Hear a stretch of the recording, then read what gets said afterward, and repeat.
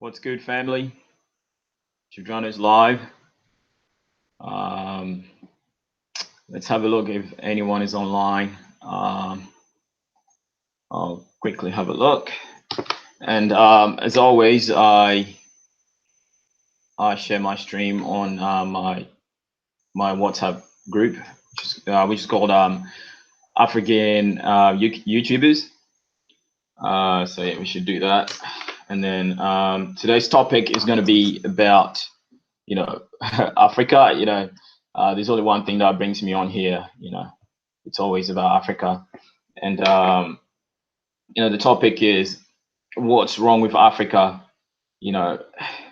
I'm being very, very optimistic, and by no means this is a negative video. And as you know, I never do negative videos. I always look forward to a brighter future of Africa. And but these things are very necessary to address. And moving forward, we need to always talk about these things. Okay. So without much ado, I'm gonna share this this link with my friends, my group, and we shall get talking. And by the way, I want to say thank you to all my new subscribers. We are really, moving forward. We're growing. I appreciate all those that appreciate my difference in opinions, and by no means I'm perfect. I am always, learning something new every day. But my stance always remains the same. Okay, Pan-Africanism. Okay, I am a Pan-African or Pan-Africanist, and I promote the global unification of everyone of African descent.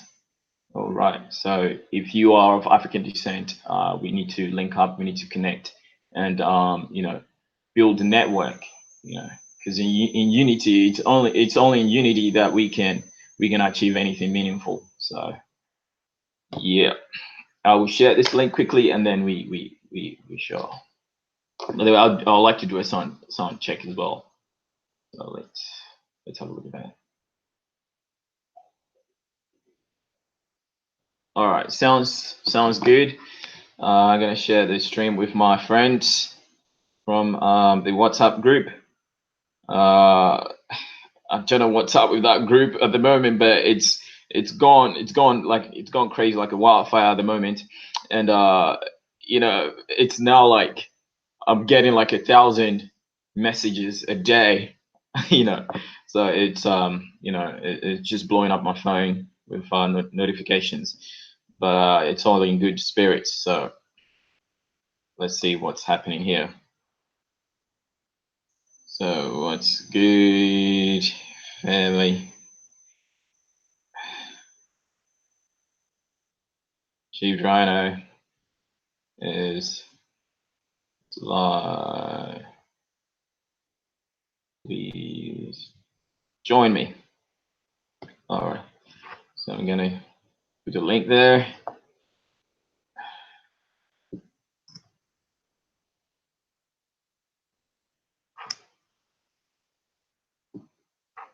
The link there.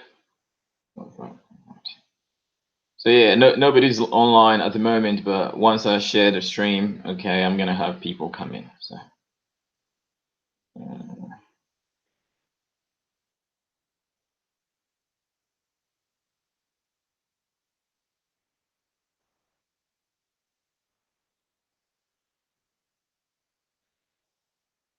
All right, so I have just shared the stream, and I'm hoping to have people come on.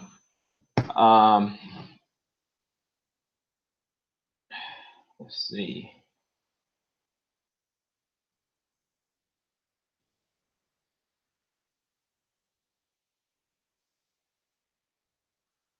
All right, so as always, I like to use this opportunity as a teaching moment to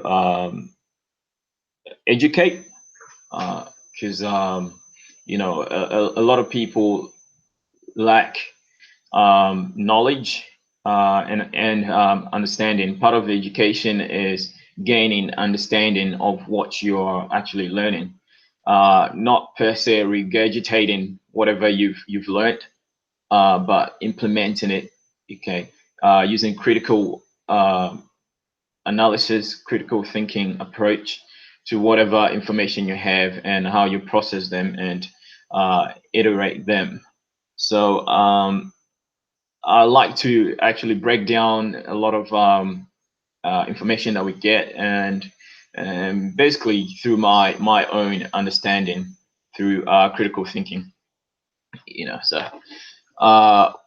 without much ado, again, thank you to all my new subscribers. I mean, the more subscribers I get, the more motivation I have to do what I do. I started, with a bang, and have put forth a lot of very, very, very controversial topics for discussion, and I have been very, very active on YouTube, especially concerning the reparation talks in the United States, and also the African Union, and everything else is done purposefully for Pan-Africanism.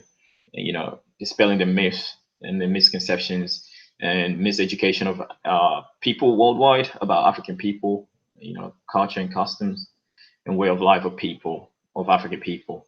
So all over the globe, actually. So this is why I do this. This is why I do this.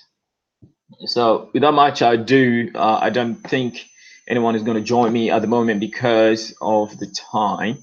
It's currently 2:44 p.m. here in Australia, Melbourne, Australia. The weather is changing drastically. It's almost winter.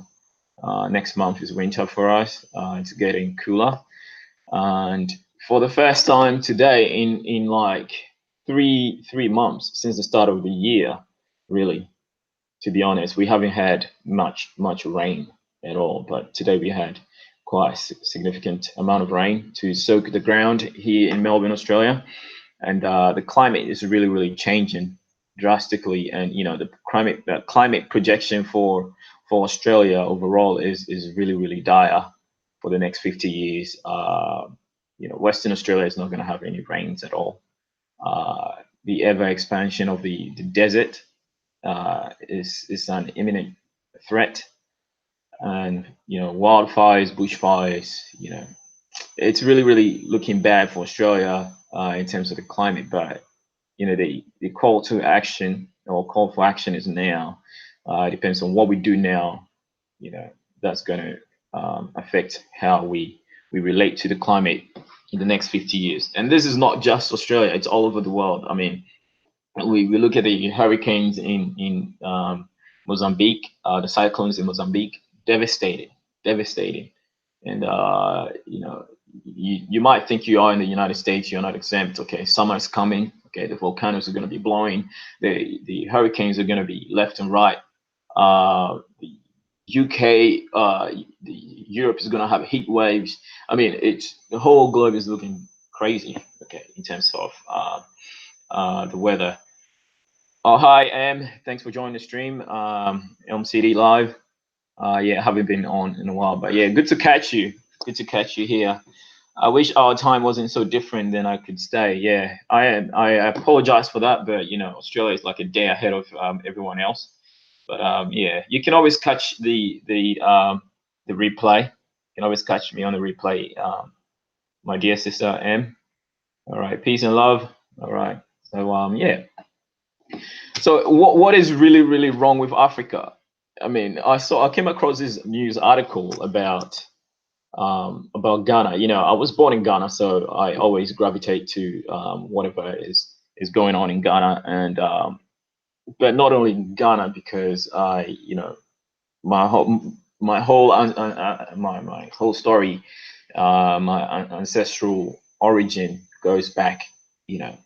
I have immediate, from my grandfather's side, being North African, Moroccan Berber to be specific, and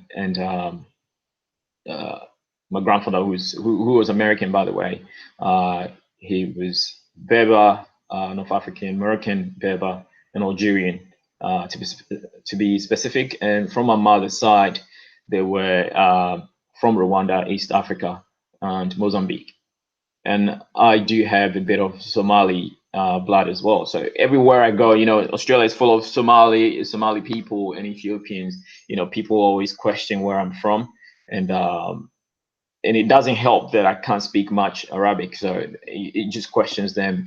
Then a lot of people think that I am Somali, and they begin talking to me in Somali or Arabic, and I can't really help them. But this is where we're at the moment. But my whole premise is, I basically have family all over Africa, so I really embrace Pan Africanism, and I love that the AU's Agenda 2063 comes into fruition for the year 2063, and things are happening swiftly. Like Africa is rising. Okay, Africa is rising, and Europe is falling. Okay, everywhere else is falling, and bear in mind all these troubles that are happening. Like Australia is no exempt, but being so far away from the rest of the world, I see things as in a better light than here in Australia than elsewhere, in the West. Speaking of, say, i.e., United States or Canada or Europe, um, you know, as a bigger picture, especially what's happening in France at the moment, Britain, the Brexit, even on May Day yesterday, there was this May Day protest in Paris, and it was devastating. I was reading a news article. I'm like, when are these people going to stop? And they never stop. Every weekend they're out there protesting because things are not looking good for France. And even France is still raping Africa of $500 billion a year, and they're still struggling. So imagine Africa rising to the top, okay, and saying no to France, no more to France, okay, no more to France. I just imagine what's going to happen to France. What's going to happen to Europe? It's really really scary. It's really really scary what's going to happen to Europe as Africa rises. Okay, as Africa rises, Europe is going to fall so badly. All right, already Spain is in debt. Portugal is in debt. Italy is in debt. Greece is in debt. The Eastern European countries are not doing too well. Okay, basically the countries holding the economy of Europe is Britain, okay, Britain, France, Germany, and some of the Scandinavian countries like Norway and Sweden. But I don't actually see any other country doing anything, okay, to improve the situation in Europe. Okay, so it's really really dire. It's really really dire as Africa rises. Okay, so evidently you can see what colonialism and the tentacles of the European countries on Africa, how it's benefited these Western countries, and that's why it is really really important for them to keep the domination they have on Africa. But China, okay, we cannot talk about the development and the freedom of Africa without giving props to China, because whatever is going on the continent with the aid of China, okay, is really really helping dig Africa out of the chaos and the mess left behind, all the tentacles or the grip on Africa by these European countries and their greed. Okay, greed. Okay, they talk about how corrupt African countries or African governments are, but then what? They put out the bait. The European countries put out the bait. Okay, and it's so easy for the Africans to fall for the bait. Okay, when I say African countries, I'm talking about the leaders. All right, I'm talking about the leaders. But yeah, as Africa rises, okay, you're gonna see a lot of these problems in Europe or in Americas. So this is why we, as African people, we need to really, really connect with the motherland, and build Pan-Africanism and unite. Okay, unite. And the main goal is, going back to Africa and making Africa great again, building Africa. Okay, and for the future. Okay, it's not just for us. It's for the future. Okay, the a lot of the mistakes done in the past. Okay, minus Dr. Kwame Nkrumah, who had a great grand vision for Africa. Okay, he planted the seed, okay, for a global African supremacy. Okay, he planted that seed, and it's germinating at the moment. But subsequent leaders after Nkrumah, okay, didn't have the future of Africa in mind. They only had their bellies in mind.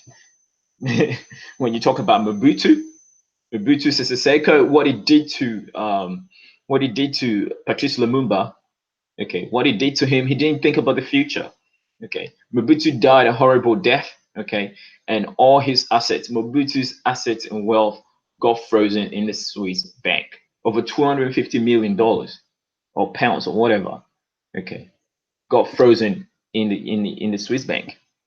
When you look at the late President Muammar Gaddafi, who was taken out by even though Muammar Gaddafi did a great thing for Libya, okay, he held Libya down. Now Libya is really divided into several factions, okay, but things are improving with what is this leader's name?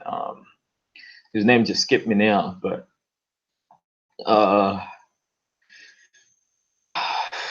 his name just skipped me. I'm gonna find his name in a minute. I'm gonna find his name in a minute. Chaotic Storm, thanks for joining the stream. What's good? What's good, family?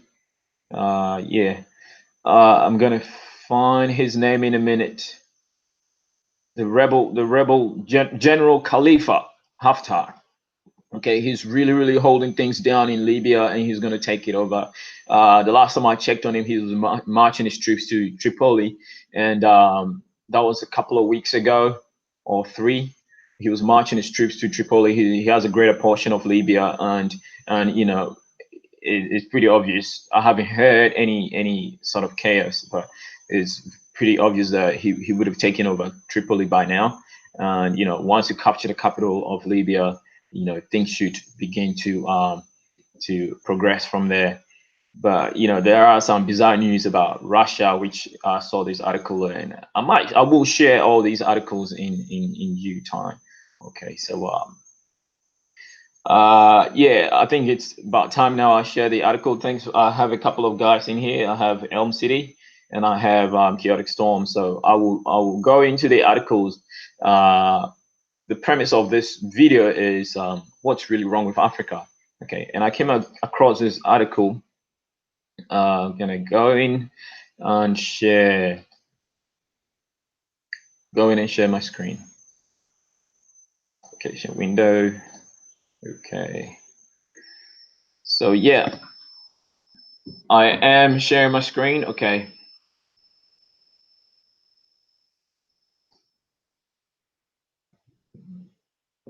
Excuse me.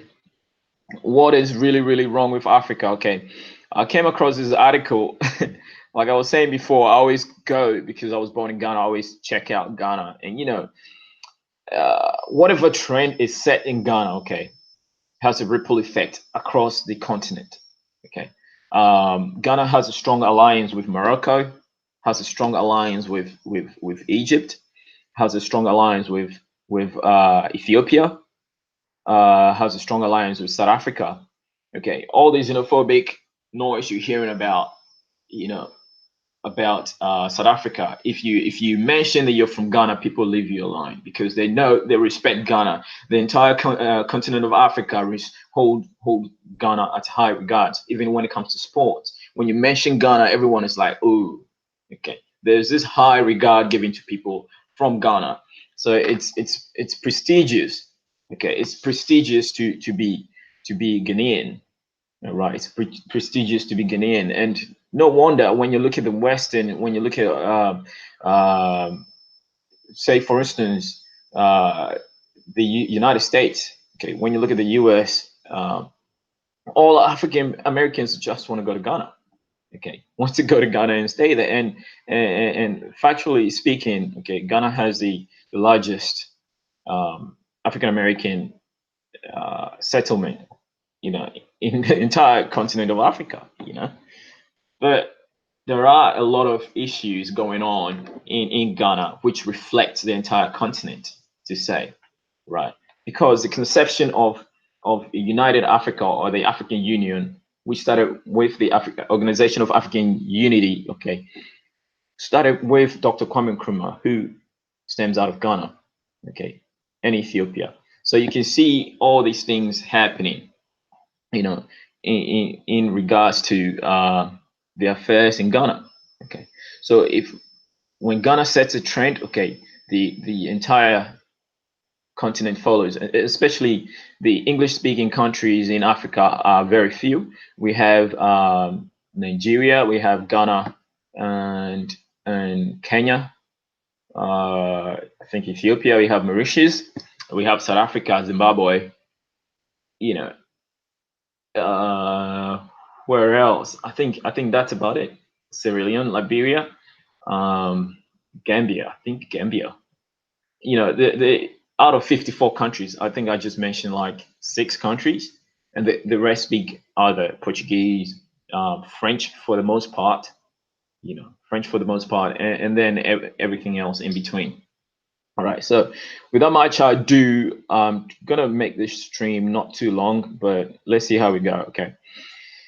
What is wrong with Ghana? Okay. But I'll bring into proper context. Okay. What is wrong with Africa? So everywhere I read, everywhere there's Ghana, I'm going to put Africa in there. Okay.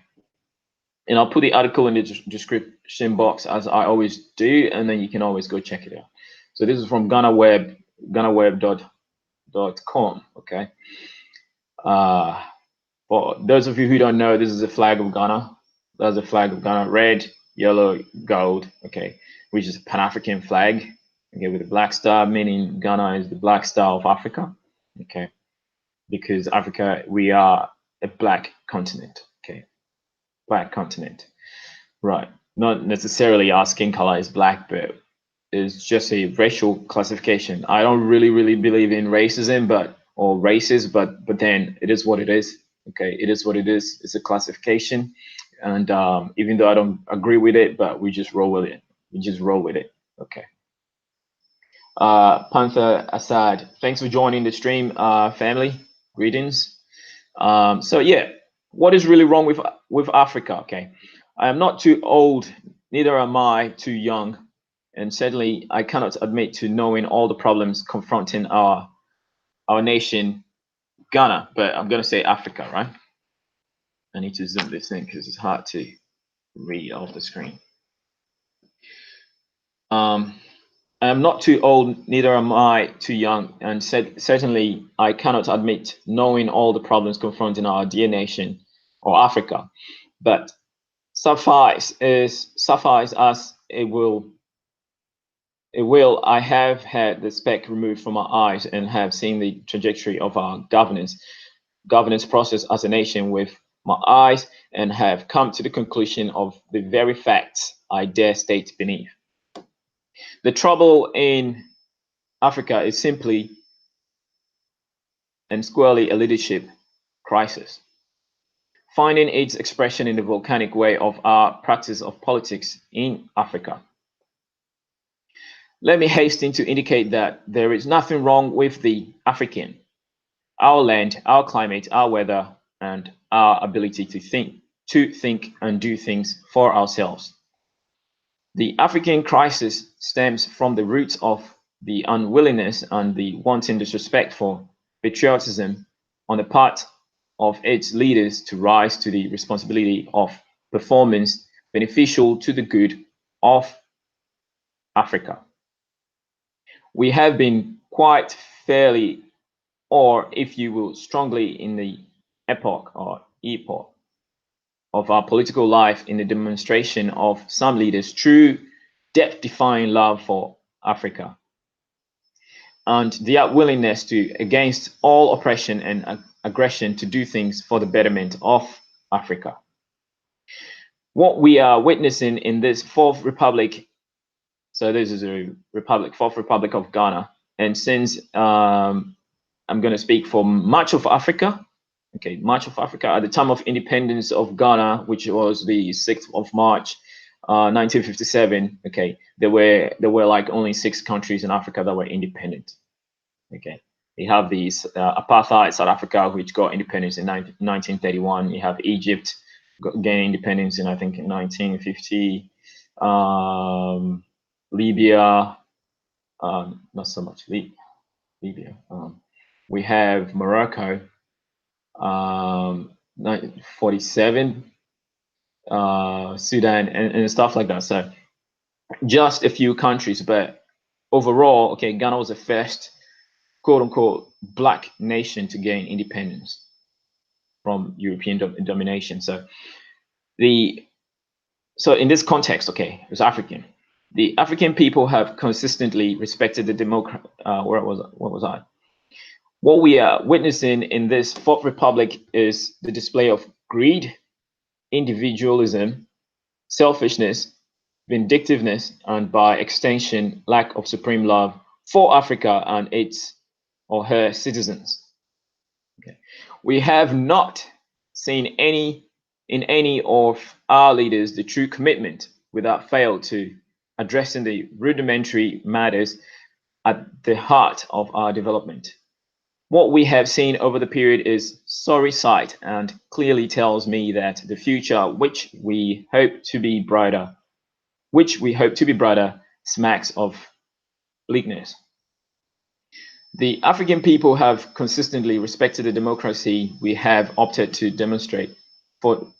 for demonstrated through, I think that's a bit of a typo, opted for demonstrated through the exercise of their franchise every 4 years. So for those of you who know the democratic process of governance, elections are held every 4 years. Okay, and this is going to tie into what I was going to talk about Sudan. Okay, but the question is, has that yielded any positive result over the period?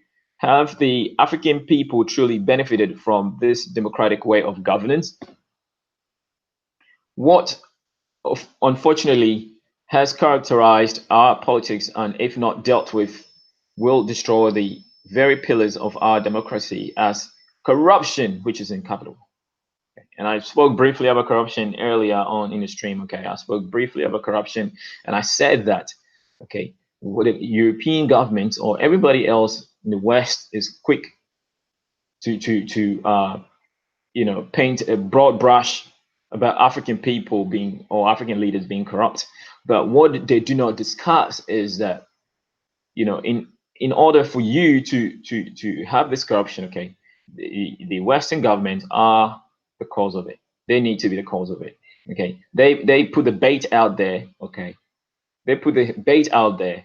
Okay, and they expect the African governments to fall for it, or they interfere in the every aspect of the African's life or way of life. Okay, so much that without the African being corrupt, okay, they cannot do whatever they wanted to do. Okay, in the case of they wanting to benefit. Okay, so the Western government's interest in dealing with Africa is that they always want to be on top. Okay, they always want to have a win-win situation. They always want to win, and they always want someone beneath them, so a subordinate. And in this case, okay, someone has to suffer, and it's always the African that suffers. Okay, so whatever deal they put out there, okay, on the table for Africans, it's never a mutual beneficial deal. It's always that they will always win, okay, and Africa will lose. Okay, it's always been like that. So in order for them to do that, they have to create the atmosphere of corruption. Okay, they always have to create the atmosphere of corruption. When you look at France doesn't even use a CFA as a currency, but France prints the CFA as a currency for African countries. Okay, for African countries. How is there not going to be corruption when Africans stand up against the CFA? Okay, you have the president, suppressing them. Okay, how is that not corruption on the part of the European governments? Okay, so I move on. What unfortunately characterized our politics and if not dealt with, will destroy the very pillars of our democracy, is corruption and the impunity with which it is carried out across the political divide. It has become the center around which governance resolves and has broken and destroyed completely the fabric of our nation as Africa. Okay, so the what is highlighted here is the corruption. Okay, which was birthed by European countries. Okay, birthed by European countries. Okay, in order for them to have anything meaningful on the continent, okay, they have to be corrupt themselves and promote corruption. All right. So this is what it is.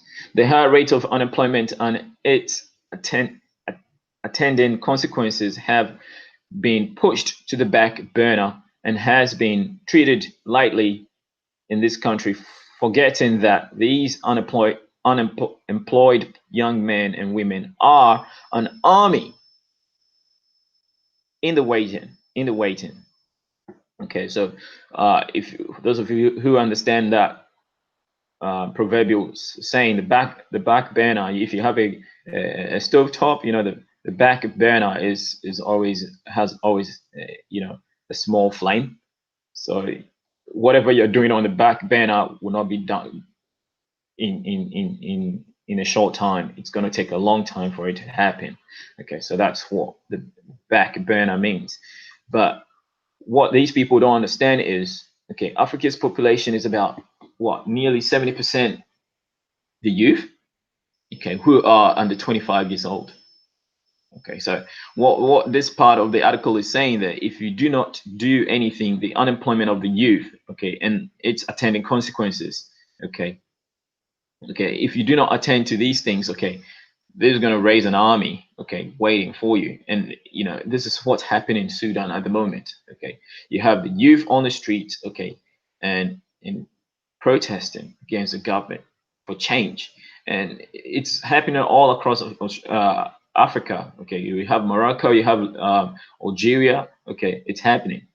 Okay, we had it in Egypt a few years ago. Okay, and it's happening everywhere. Okay, and even here, I mean, in Ghana as well. When the issue of the military base, okay, okay, you have the youth, the university students taking to the streets, okay, and protesting a U.S. military base, okay, which wasn't really gonna be a military base. It was just for the U.S. Army to be able to use the airport's radar for military purposes. But the youth wasn't having it.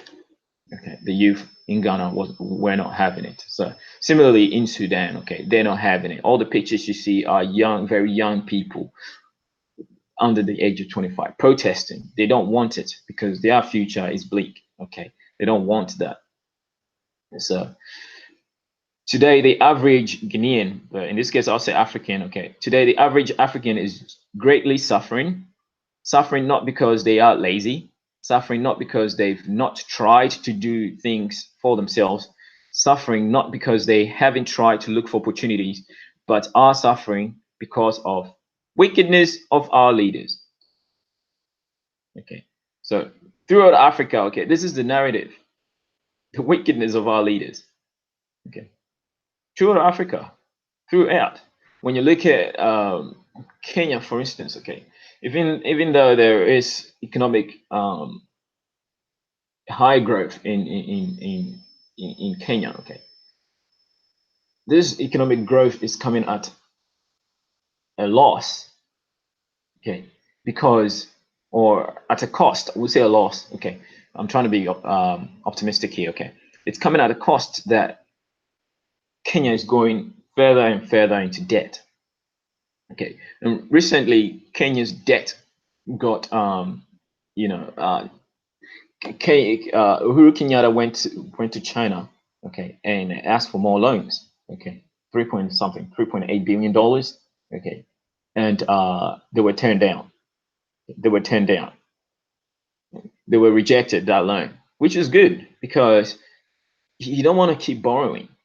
Okay, you don't want to keep borrowing because if you have so much, if you borrow so much, okay, whatever you produce won't be enough to cover your or repay your debt. Okay, so this is what's happening, and then a few, Dr. Mumbi did a stream on this a few years ago. They had a commission which came out that half of Kenya's GDP is being lost to corruption. Half of it is being lost to corruption, or was lost to corruption. And Kenya is in debt nearly $65 billion, $65 billion, or 95. And Ethiopia, I think Ethiopia has the highest debt owed to China, which is like 100 and something billion dollars.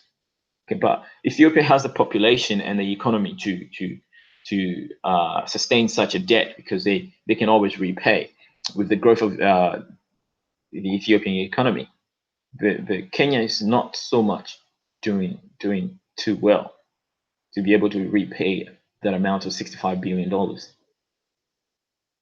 But either way, China is doing a great thing in Africa, okay, economically.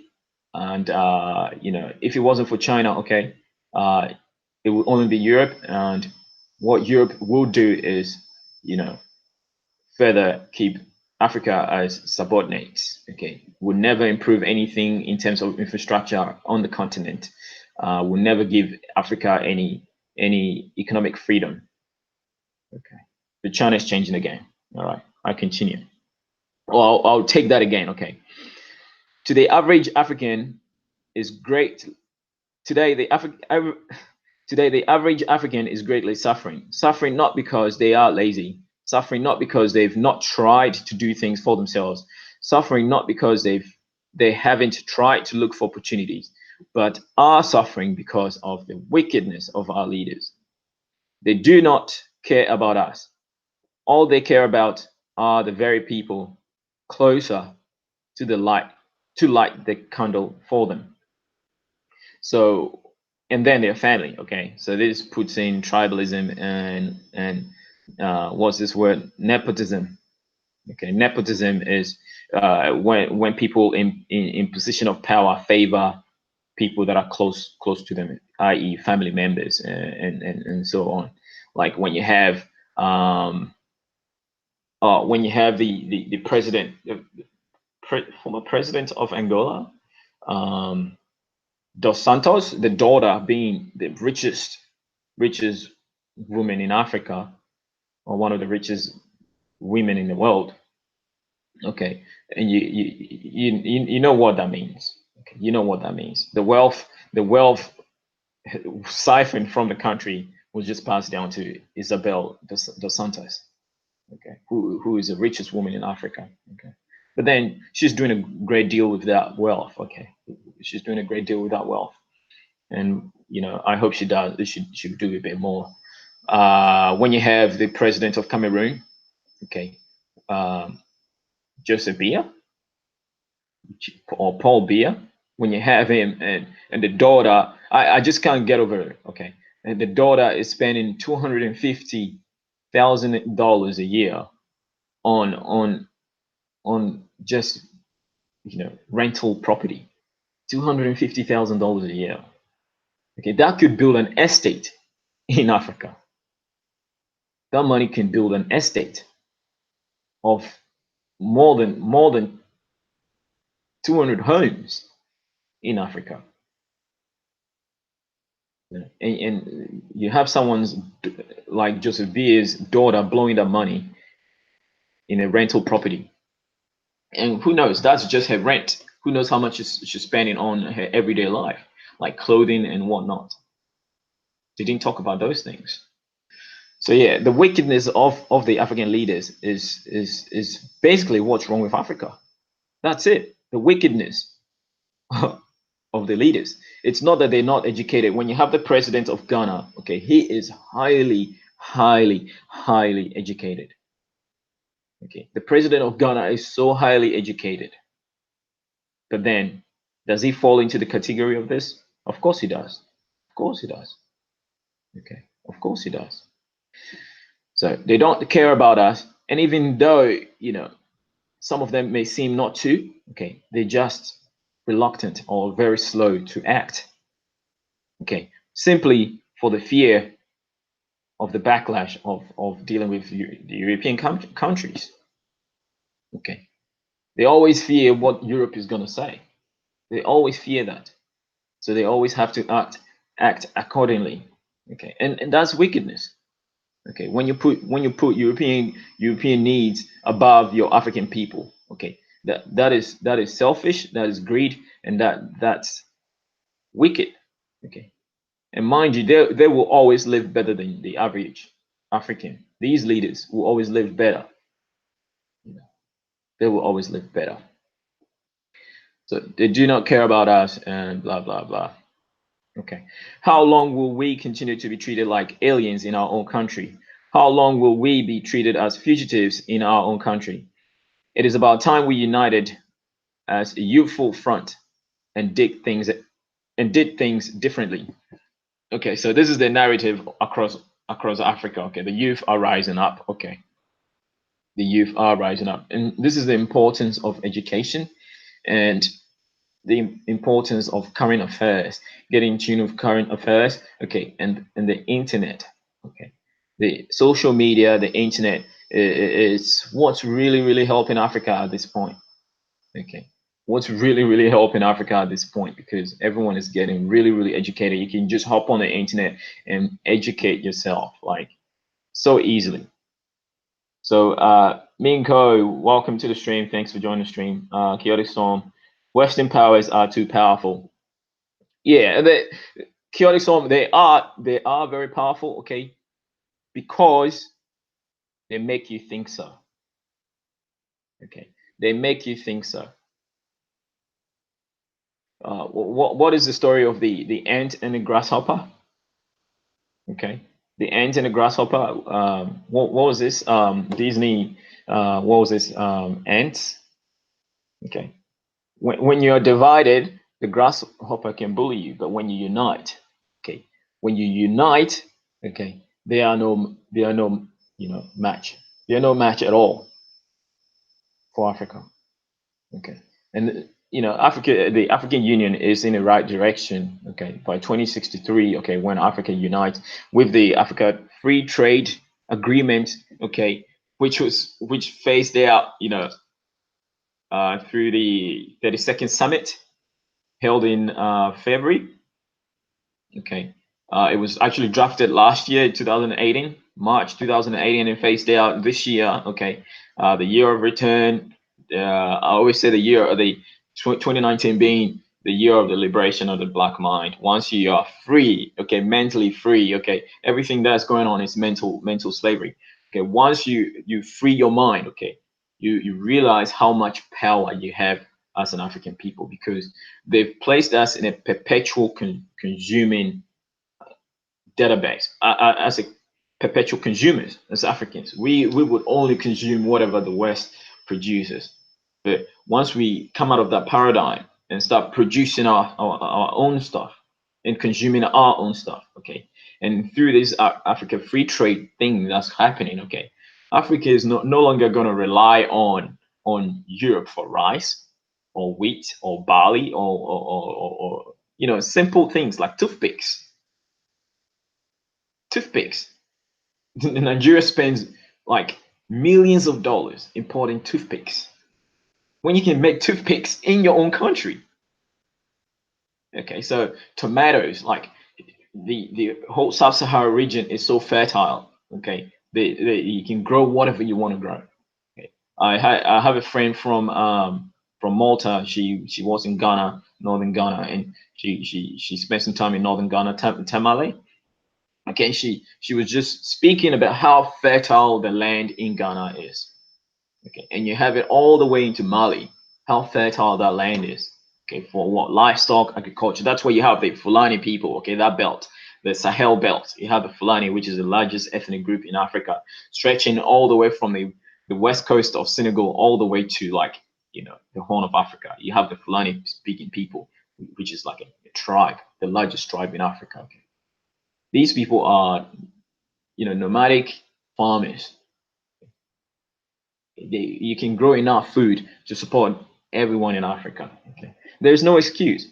So my friend was speaking about how fertile the land is. Like you can just throw something on the ground and you see it germinating. And I've seen this with my own eyes. Okay. So fertile. There's no excuse for us to be importing toothpicks, tomatoes. You know, it's really wrong. So the Africa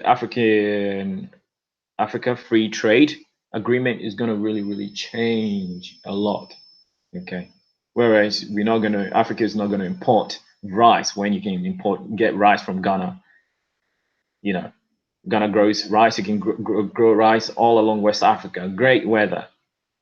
You know, you're not going to be importing fish from overseas. Okay. You can. There's a great deal of sardines coming from Morocco, North Africa. You just have that. Okay. So you have, and this Africa Free Trade, also the African Union passport is going to roll out pretty soon, and it's going to promote more Pan-Africanism and further push the agenda of the African Union. Is that we're going to unite, and you have the Arab countries, not so much Arab countries, they free themselves from that Arab domination, but mind you, the Saudi Arabia has affects, you know, Africa's development and politics greatly. You know, it is. I think it is in the greatest interest of the African Union to have Saudi Arabia on board of the African Union. All right. So then they will have this free trade agreement going on as well, and you know it's going to promote more economic growth for Africa, and it's good for Saudi Arabia. Really good for Saudi Arabia. Okay, because Saudi Arabians are people of African descent. Okay, people of African descent. Many years ago, Saudi Arabia was part of Africa. Okay, when they redrew the maps, the African map, and demarcated Africa, they took Saudi Arabia away from it. But Saudi Arabia is geographically Africa. All right, so mind you. So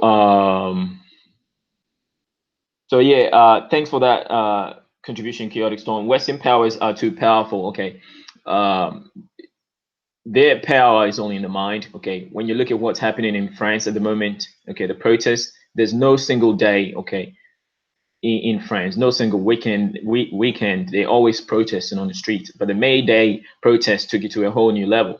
Okay, it's been the largest so far. I think the yellow vest and all these people coming together and protesting against the government. Okay, so what's happening in Europe is crazy compared to what's happening in Africa. You know, when Europe falls, okay, it's going to be so bad for anyone of African descent in Europe caught up in that mess. So, family, get your passports ready. Be prepared to move to Africa, okay, or anywhere else that has regional stability, okay, far away from Europe. Mind you, Europe is a small geographical location. It's very small, and things can spread very quickly in Europe like a wildfire that you can't imagine. Very quickly. So yeah, it's crazy. But yeah, so the questions are how long will we continue to be treated like aliens in our country or continent? How long will we be treated as fugitives in our own country or continent? It is about time we united as a youthful front and did things differently. So this is what's happening now, okay, with the African Union, okay. So social media is going to push this, okay. Social media with the youth all sign on to Facebook, Twitter, YouTube, whatnot, okay. Always going to be promoting, people like me are always going to be promoting Pan-Africanism and unity amongst everyone of African descent. Okay, we're one family, okay. I'm always going to be promoting whenever I come on. That's my agenda, okay. Okay, that's what I promote. Okay, unity, okay, for a greater purpose, okay. Global African supremacy, okay. That might seem a bit radical, but it is what it is, okay. It is what it is, okay. Global African supremacy or nothing, all right. We must choose leaders who will work in the general interest of every African, okay, and not one political party or the other. A leader who will find a way of unifying us all, no matter your political party, religion, gender, age, tribe, or orientation. Okay, so The orientation here, I'm not too sure about that, okay, but that got to do with probably your sexual preferences, but they wouldn't specify this because all throughout Africa, okay, gayism is not permitted, okay. Gayism is not permitted. So yeah, I'll rule that out. Okay, so if you're gonna go to Africa and promote a gay agenda, you will be driven out. I guarantee you that, because the majority of Africans are Muslims. Okay, all have the Islamic faith, and they do not slide with that an inch. Okay, you will be beheaded or stoned to death if you go pushing gay agenda in Africa. All right, but definitely tribalism, east, north, west, south. Okay, right from the Strait of Gibraltar in Morocco all the way to the southern Cape of South Africa. Okay, uh, from the Cape Verde to where the Horn of Africa. Okay, crisscrossing Africa. Okay, tribalism. Okay, tribalism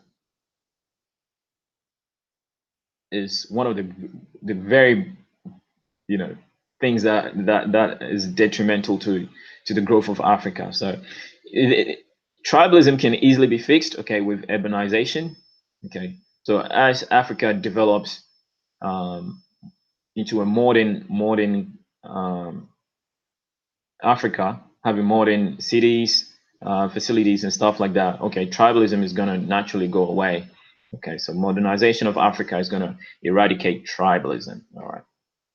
So these are easy things to deal, but again, politics. Okay, politics is what makes it so difficult when you have corrupt leaders who always fall for the bait of the European governments, who always fall for the bait. So I'm very happy that China has rejected Kenya, the Kenyan president's request for more loan grant. But it's in the effort of the loan that Kenya was requesting was to complete the SGR rail network. Okay, but of course, China they've got the intelligence around. They know what's going on with the corruption. They've said enough. Okay, we've given you enough money. We've given you enough infrastructure. Okay, use that. Okay, and build on it. But then it's really scary because when you look at Ghana, the a lot of the infrastructural development done in the 60s by Dr. Kwame Nkrumah, okay, they have not been improved upon. Okay, Ghana manufactured nearly everything. They manufactured cars. They had their own rail networks. They had their own shipping lines. They have their own airlines. They have their farms. You know, everything was just wrecked when Nkrumah was overthrown. Okay, the Ghanaian city was equivalent to the American dollar. Okay, everything was just wrecked. Okay, the Americans forced the Ghanaian government to lower the currency. Okay, to lower the currencies, and instead of producing, they had to import more stuff. So Ghana was producing so many stuff, like name it, every natural resource is in Ghana. Every natural resource is in Ghana. Okay. But why are they importing rice? When rice can grow in Ghana, every fruit, name it, can grow in Ghana. Everything. You have the largest man-made lake in the world. Okay, that in itself is a tourist attraction. It's a major tourist attraction. There's plenty of fresh water.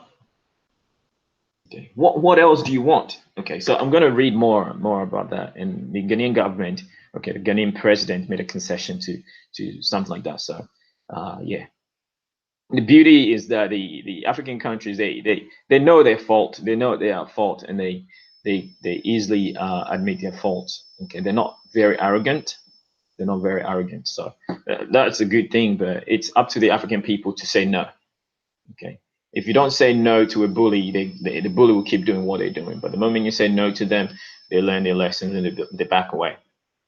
Okay, so We must choose leaders who will work in the general interest of every African and not one political party or the other. A leader who will find a way of unifying us all, no matter your political party, religion, gender, age, tribe, or orientation. Africa can be better, but we need a better driver to steer the wheels of growth and take us to the destination of success. Okay. Hopefully we find that person soon. Happy Workers' Day. So I think Happy Workers' Day is May. What date was this article? Yeah, May Day. Okay. So May Day is it's a public holiday in Ghana. They have a Happy Workers' Day. Okay. Here in Australia we have Labor Day. We have Labor Day, which is coming soon. I'm not too sure what date it is this year, but yeah. So in France, the same thing. May Day. That's where you have the protest happening in France, in Paris. Okay, and also May Day is a very tragic day for Ghana, where they had the deadliest stampede in the stadium, killing over 150 people. I think I read that ages ago. But yeah, it's also to commemorate something like that. So yeah, a whole lot of happening on May Day. And also speaking about the months, okay, we have April that pays there. The African Union leaders sat down to talk about the Sudan's situation of the military coup d'etat and Sudan's military seizing power and saying they'll give power back to civilian rule after 2 years, which is pretty bad. So the African Union has given the military a 15-day deadline, and they obviously didn't act. So they've given them a dire warning now that 60 days, which is 2 months. In 2 months, okay, they need to transition power to civilian rule, else there will be, their position on the block, okay, will be revoked, okay, or suspended, and you don't want that.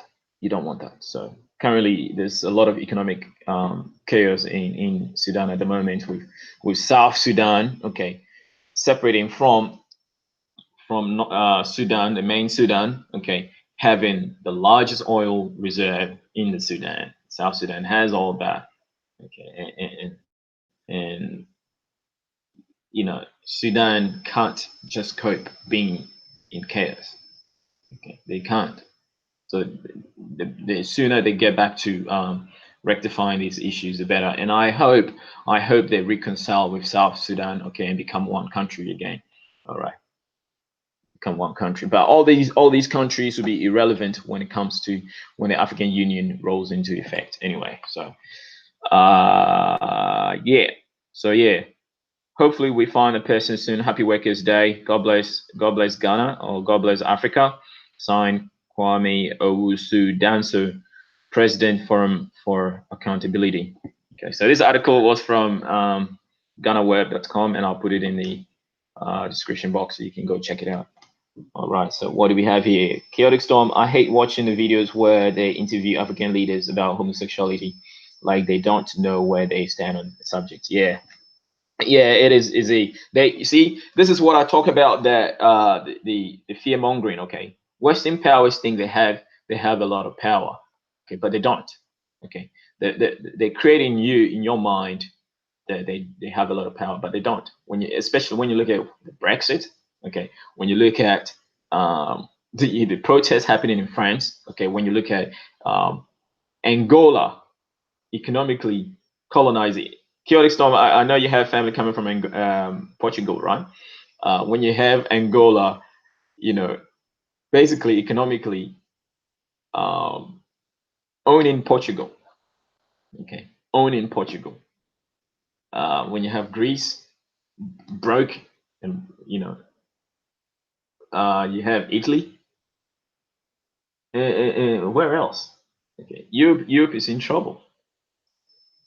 So when you have these African countries, will not side with homosexuality. Okay, they think that when they put them in the hot seat and they ask them, especially when you have like a BBC, the whole world is watching, and then because they know the African is scared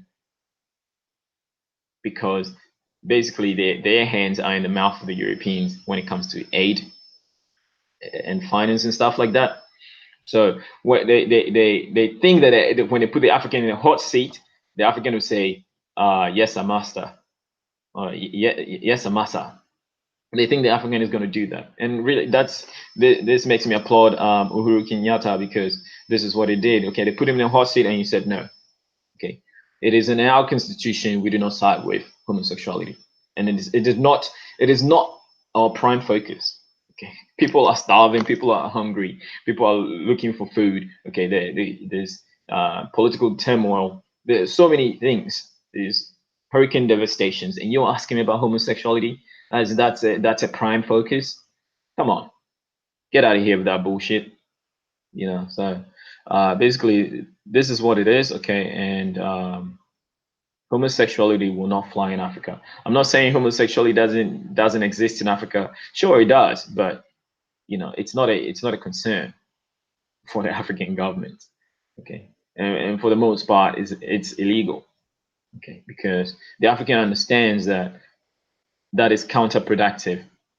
Homosexuality is counterproductive to moving forward as a human or in humanity, basically, because you cannot have children basically if you practice homosexuality. So yeah, that concludes this article. Everything else is probably going to draw lights to what I've just read. Okay. So yeah, May Day. So this okay, today in Australia is actually 2nd of May. But I know you guys in the West are still 1st of May. So yeah.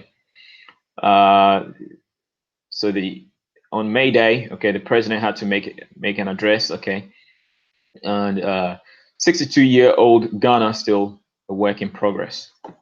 Okay. So everything else about Ghana, like I stated before, everything else in Ghana is a resemblance to everything across the continent. Okay. It's a ripple effect. Okay. Everything, all the political issues in Ghana and everything else is the corruption, everything. Okay. Ghana is just a prime example of everything going on the continent. Okay. So 62-year-old Ghana still a work in progress.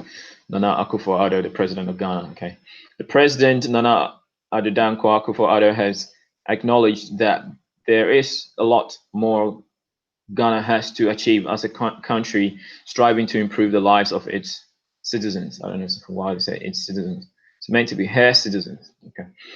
Addressing Ghanaian workers on Wednesday at the Black Star Square in Accra on May Day, the president said the country is still in the making. But excuse me, but this here is a joke. 62 years and you're telling me the country is still in the making? After 62 years. Okay, Ghana was made in 1957. Dr. Kwame Nkrumah made Ghana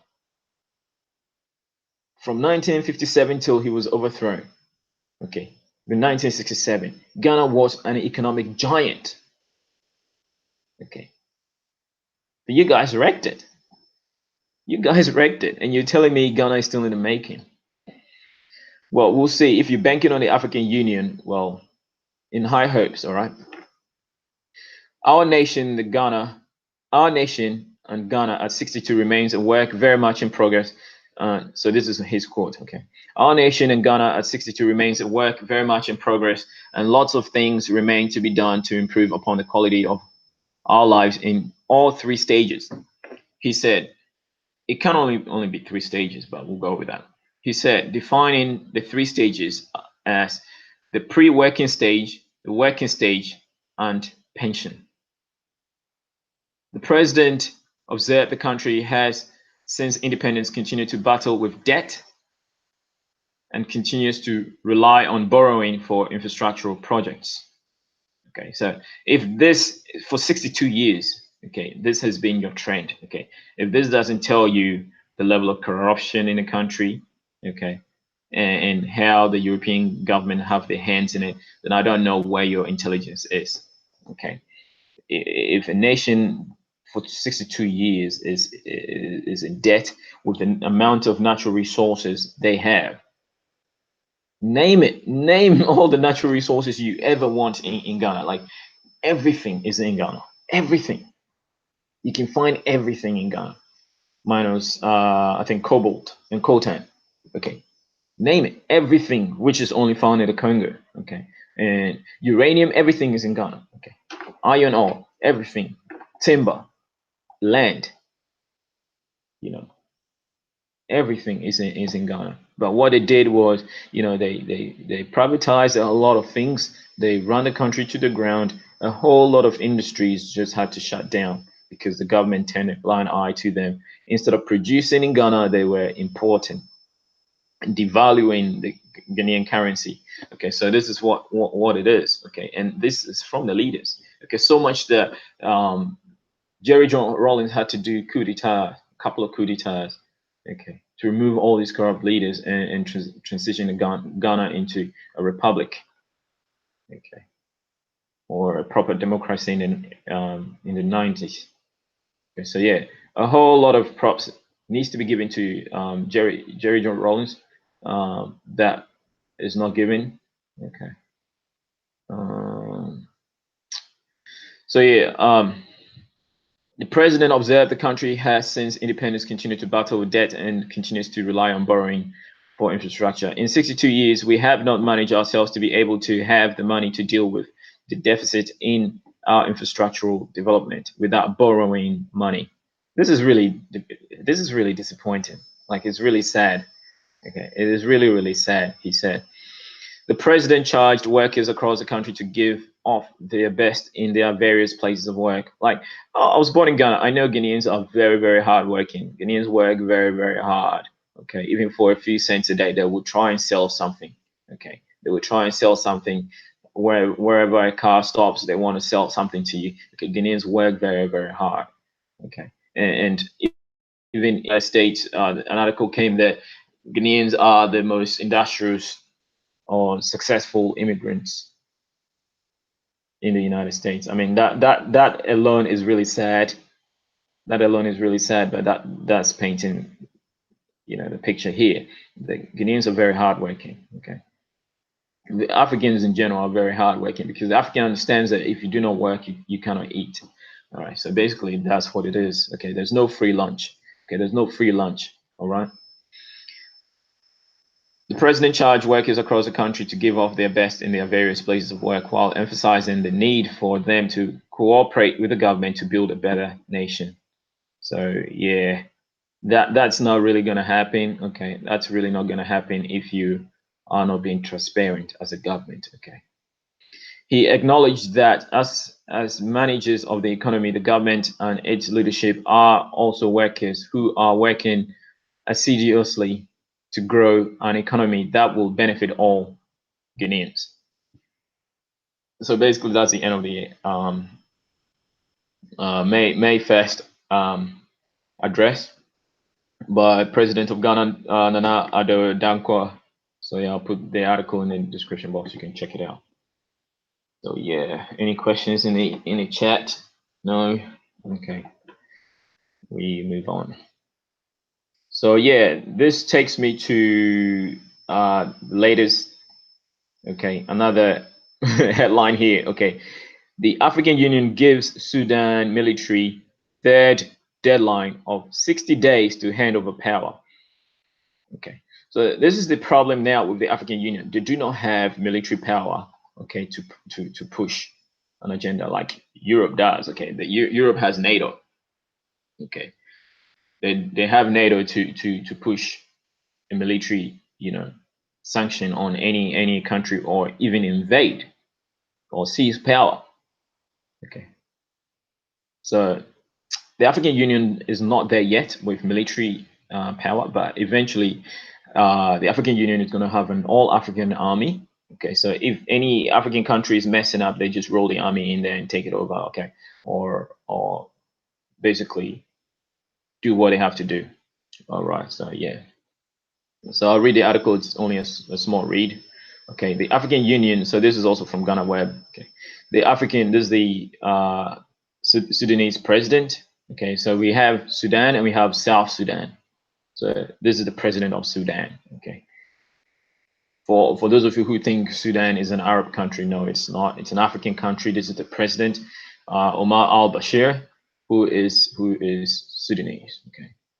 Right. And you cross the border to Saudi Arabia, you see the same people in there too. The African Union (AU) has given Sudan's Transitional Military Council (TMC) 2 months to hand over power to the civilian-led transition team. The latest move, issued on April 30th, becomes the third deadline in under 2 months. The current and first deadlines were issued by the AU's Peace and Security Council, which they had, I think they had that on April 25th. They had a Peace and Security Council, April 25th. Parts of the communique read, number 5, decides to extend the deadline set in paragraph 5 of the communique of its 840th meeting for an additional period of up to 60 days for the military in Sudan to hand over power to the civilian-led transitional authority. In this context, emphasizes that this final extension is granted to enable the putting in place of a civilian-led transitional authority, and therefore demands that the following steps be taken. The military and Sudanese stakeholders should continue to work together towards urgently completing the negotiations and agreeing on the compositions of a civilian-led transitional authority. Point number 2, the military and Sudanese stakeholders should finalize all transitional agreements, including modalities, duration, and priorities of the transition, as well as legislative and judicial structures that will lead to the restoration of the constitutional order. The second deadline followed a special AU summit called in Cairo and chaired by the current AU president Abdel Fattah al-Sisi of Egypt, the president of Egypt. And I really admire this man so much, who staged a coup d'etat, in Egypt, ousting Mohamed Morsi, who was a puppet leader put in place by Barack Obama and the U.S. government. He staged a coup d'etat and removed him from office, and quickly transitioned the country back into civilian rule, where he was elected as president. I mean, this is heroic. This here needs to be applauded. And no doubt, he's helped Egypt, back on course. Now you can go to Egypt and visit the pyramids thanks to this man. Before then you couldn't go to Egypt. They were bombing churches. People were just angry. He's brought peace, and he's brought protection for Christians and other religious minorities in Egypt. And you can visit Egypt and be excited. Be excited. The AFCON, the African Cup of Nations, is going to be played in a couple of months in Egypt. I think June 20th. So yeah, I'm really looking forward to that. All right. So it gave the military 3 months to regularize the power situation. The first deadline of 15 days was issued days after Bashir was ousted by the military after months of anti-government protests that started in December 2018. The military and protest leaders have been in talks but have serially failed to reach an agreement on the composition of a unity government. The Sudanese Professional Association, SBS, have asked citizens to remain in the streets until power is handed over to civilians. The second in command of the TMC this week warned that they will not accept chaos. So basically the military is flexing the muscles here, but obviously if the civilians, the protest is backed by the professional association. So you have like the lawyers, the doctors, all the civil servants. They're refusing to go to work. Okay, it's going to cripple the economy. Okay, so yeah, you know, and the best the military can do is flex the muscle, but then that will be detrimental, right? Okay, it's going to throw the country back further back into chaos. The military and dictatorship. Okay, you don't want that. You do not want that. All right. At the time, the military had, for the 10th time, failed to remove barricades that have been mounted in key areas of the capital, hampering the free movement, especially of vehicles. So basically, so yeah, military blockade. All right, so that ends this article here. Okay, so the AU is in effect. Okay, is in effect. Okay, the AU is in effect. Another article I read. Okay, this is going to be a consequence if, for the final time, if they do not transition power to civilian. Okay, Sudan is going to already it's facing economic woes, as well as trade and commerce is not going on in the country very well. But Saudi Arabia has pumped some money into Sudan to keep it afloat. But then how long will that last? Okay, if these protests keep happening, people are not excited, people are not happy. Okay, so this goes back to chaotic storm. This is what you stated before. Okay, people have the power. Okay, governments don't really do.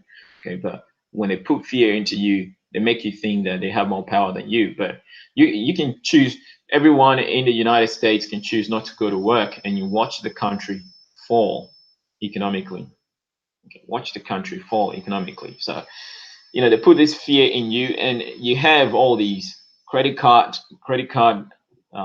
schemes and debts that put fear into you that you must go to work to pay your credit card bills. And this is economic enslavement. This is economic slavery.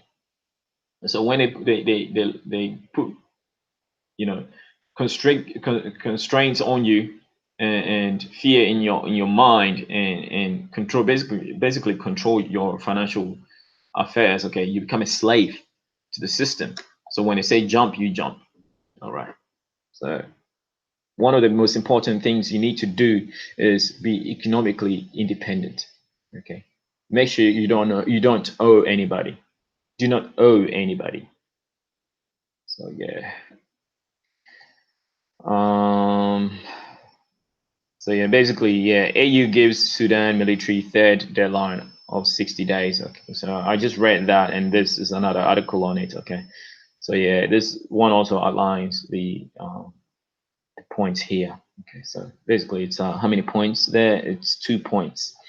All right, so in the news with Bill Gates lauds Ghana's medical drone delivery project. So Ghana recently launched the biggest drone delivery in the world, delivering medical aid to remote areas.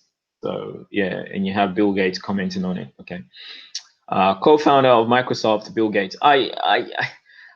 People, someone like Dr. Moonby. Basically, I love Dr. Moonby. Okay, trust nobody. Dr. Moonby trusts nobody. Okay, but as much as I love Dr. Moonby, I am not so much on board with her religious affiliation and stuff like that. Like the Bible, basically, Dr. Moonby even brought the evidence how the Bible was even changed just to keep Africans enslaved. Like they removed certain passages. So my mom is a Christian. Whenever she quotes the Bible to me, I'm like, do you know the Bible you're reading is not the right Bible?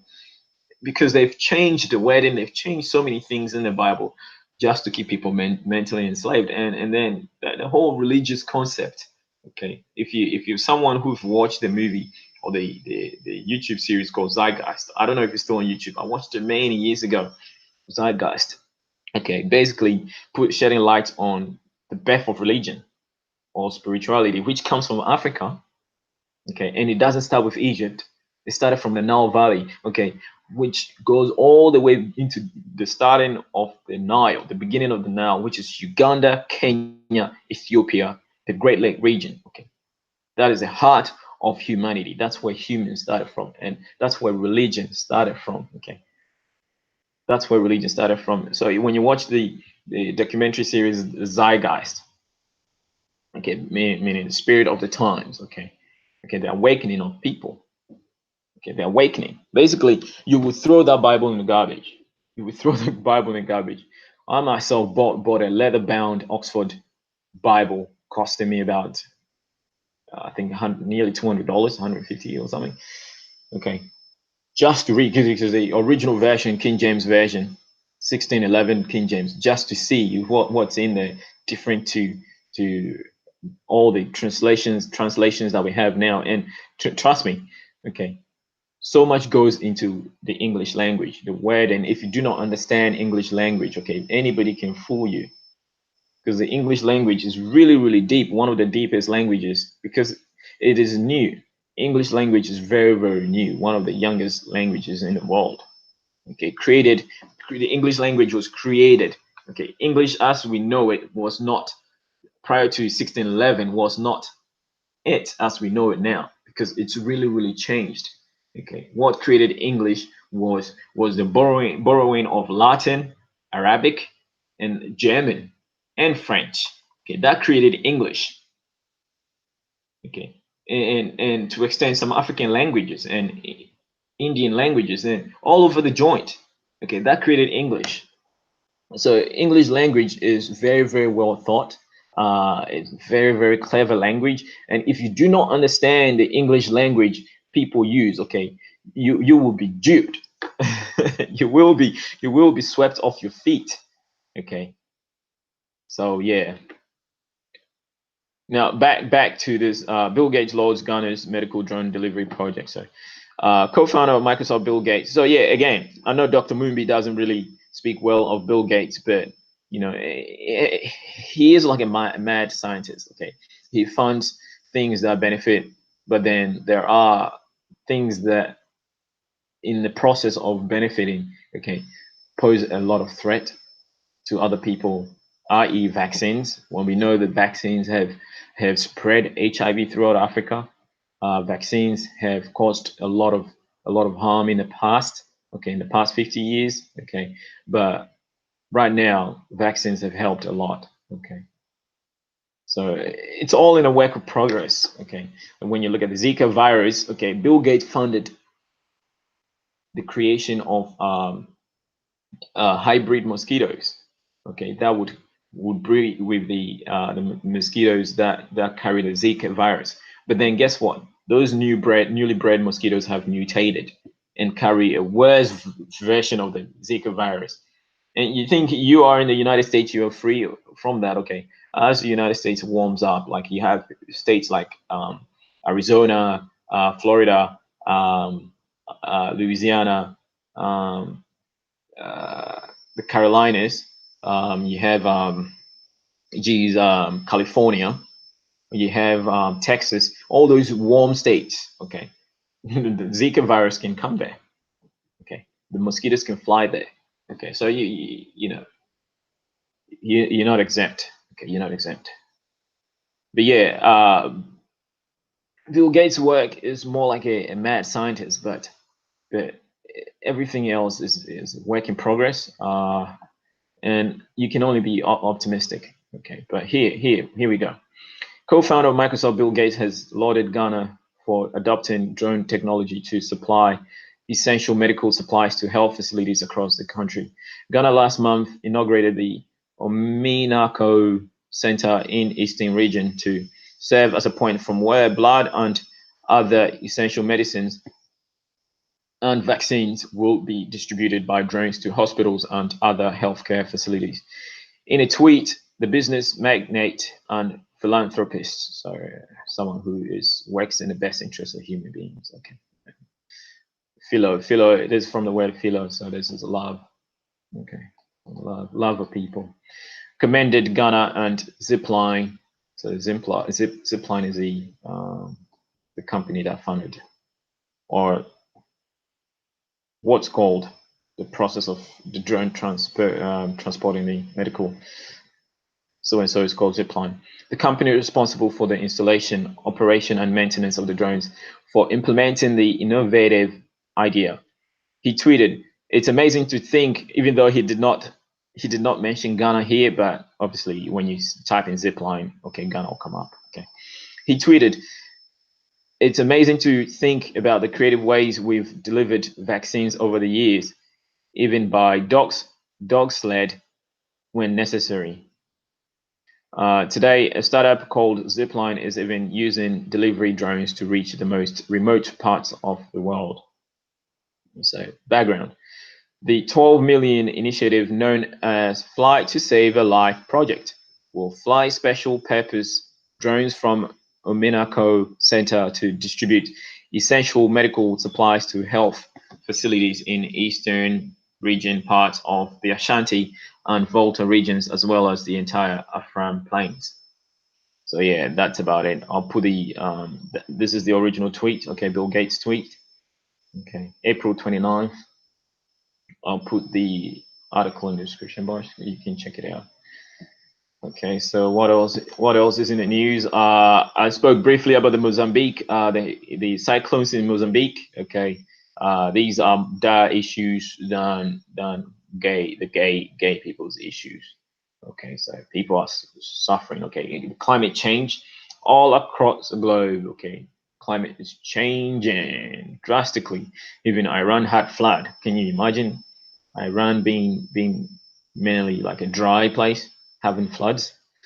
Like currently, there's a threat of a cyclone in India at the moment.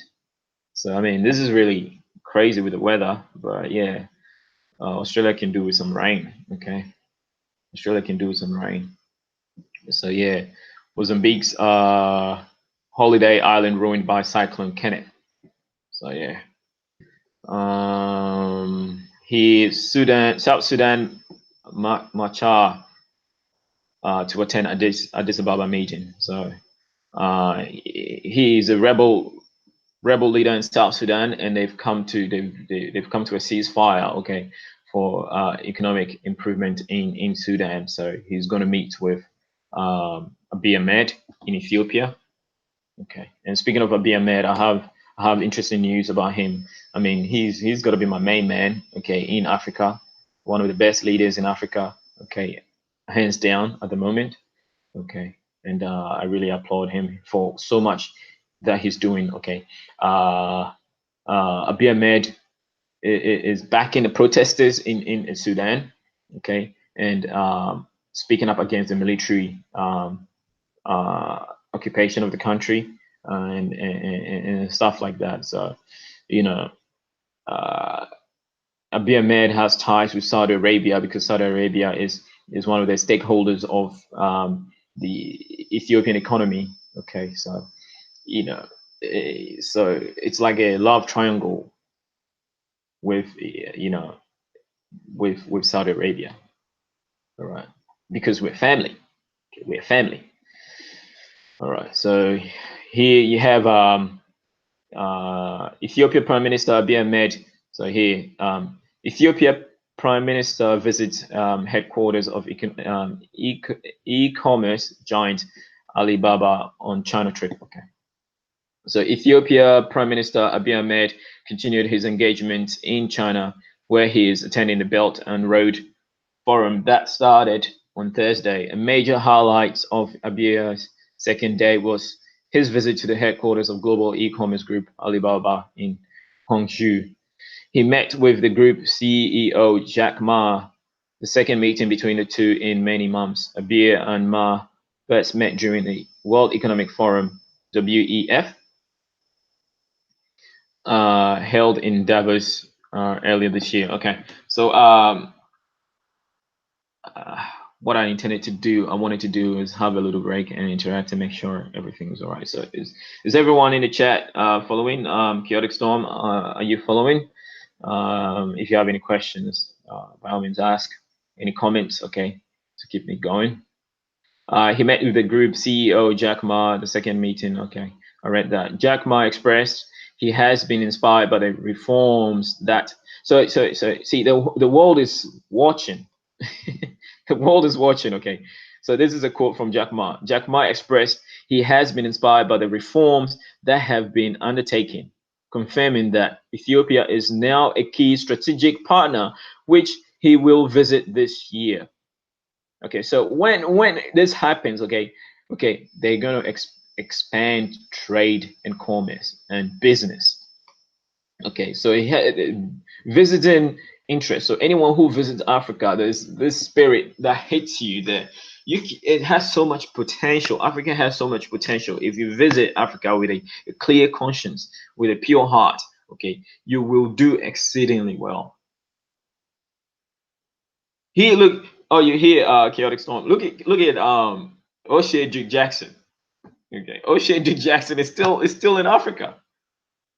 Upon all the rhetoric he's been spewing on his channel, I don't blame him. He's a typical African American with being miseducated. I love O'Shea very much. I see him as one of my best brother from another mother I've never met. Okay, but thanks to social media, okay, I really have O'Shea at heart because he's so genuine. O'Shea is so genuine. He's lovable. He has best interests at heart. Okay, and he being in the medical school. Okay, yeah, O'Shea's in Africa. Yeah, he's been there for over a month now. I think over a month now he's been in Africa. So you know this is what it is, okay? And there are people who O'Shea is doing far greater than anyone else, you know, talking. People talk the talk, but then they do not walk the walk, okay, or walk the talk. That O'Shea does both, okay. Even though he's a little bit miseducated, but he understands. Okay, the future is in Africa, and he's doing his best. Okay, far greater than anybody else who proclaims Pan Africanism is doing. Okay, is doing. So yeah, I really applaud O'Shea. Okay, I really applaud O'Shea, and I'm very excited. I know I get to meet O'Shea. I know O'Shea personally, and yeah, I really love the brother. So yeah, chaotic storm. Yeah, it sounds funny, huh? But yeah, O'Shea's in Africa. He's frequented Africa far many times than anyone can imagine. You know. In almost 20 years I've been in Australia, my my only visit back to Africa was to Mauritius in 2016. But I'm looking forward to going back in the coming years once I get some more financial security with my job and stuff like that. So yeah, I'm planning it. I'm planning it. So yeah, Jack Ma expressed he has been inspired by the reforms that have been undertaken by Abiy Ahmed. Okay, there's so many articles about Abiy Ahmed alone. You type in Abiy Ahmed, the articles are overwhelming. Like how he's promoting economic stability in the East African region. I mean, he's involving himself in so many ways, so many things. He's bridged the gap between Ethiopia and Eritrea. He's involved in Rwanda and Burundi. You know, I wouldn't say conflict, disagreements. Uganda, and stuff like that. He's always involved. He's always very, very active, very, very involved. He was the African Union chairperson, the past African Union chairperson. Okay, he's so influential, like beyond words. Okay, beyond words. And continuing down the article,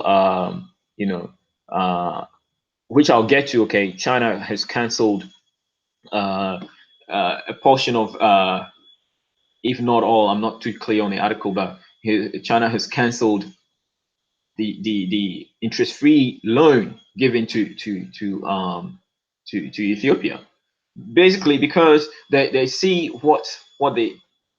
But mind you, like if you invest into, it's like fishing. I always use the term bait, okay, because I love fishing, and it's a simple analogy to paint. Okay, you put in, if you can't just catch fish by just putting the hook in the water. You'll be ignored. But if you put a bait, okay, you always catch something. But if you invest, you always get a return. And this is what China has done. Okay, so China is invested. China has promised to invest over $140 billion in the next decade. Okay, whereas America, the United States government has only invested 56 billion dollars, but China is going to invest 3 times more because they're seeing the economic growth and the benefits of this. So the more China invests, the more China gains as a trading partner. So it's not like China is colonizing Africa, but this is what friendship brings. This is what friendship does.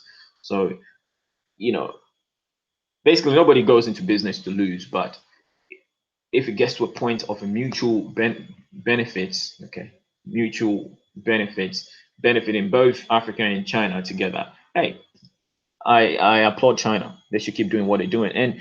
And now China has uh, forgiven or canceled the Ethiopia's interest-free loan. Okay, obviously Ethiopia is going to create more business opportunities for China. So it's a win-win situation for China. Okay, it's a win-win situation for China. So yeah, sometimes you have to give to gain. Okay, you have to give to gain. Money go, money come. It's a cycle. Okay, and people in financial positions understand this. People in businesses understand this. So, from the office of Prime Minister of Ethiopia, PM Abiy Ahmed visited the headquarters of e-commerce giant. Blah blah blah. Okay, I read this. Abiy also met with the Communist Party's secretary of Xinjiang province, Shejun. His office noted that private enterprises from the province were currently operating in Ethiopia.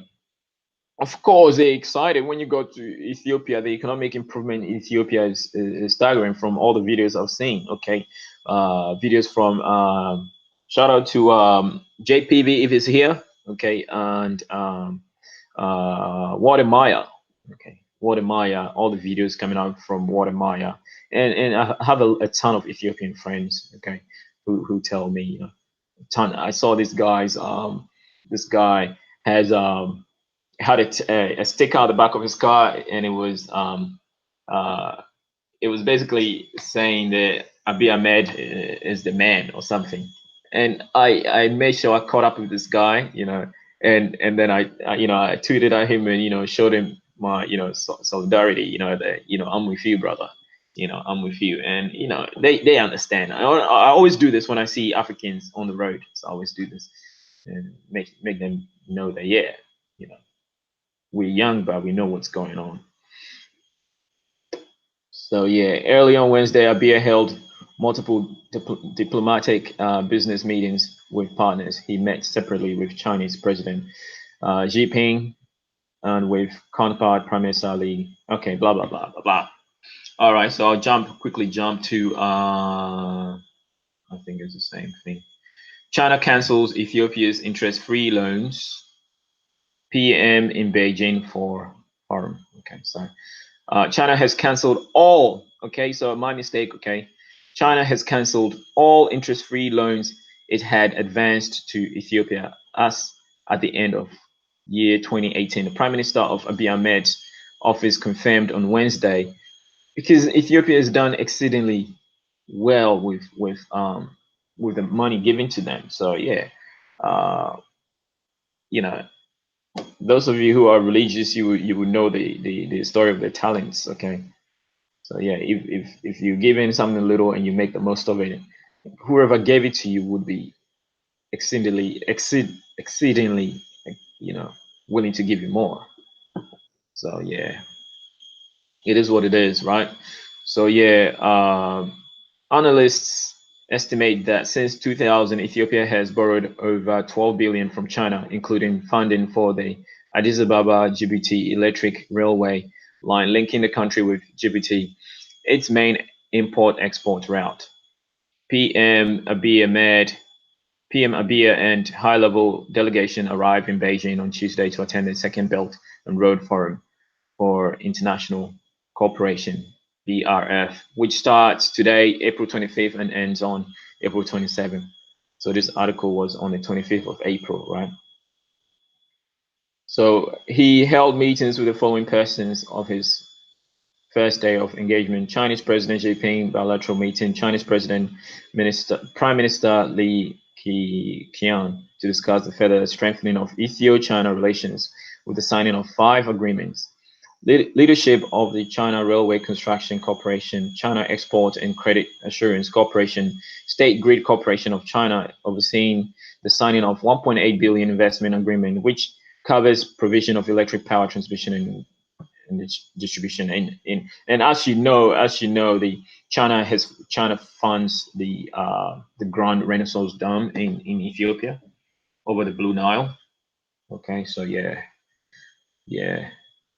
This year's Belt and Road Forum will be held under the theme Belt and Road Cooperation Shaping a Brighter Shared Future with China. So yeah, China's here to stay, family.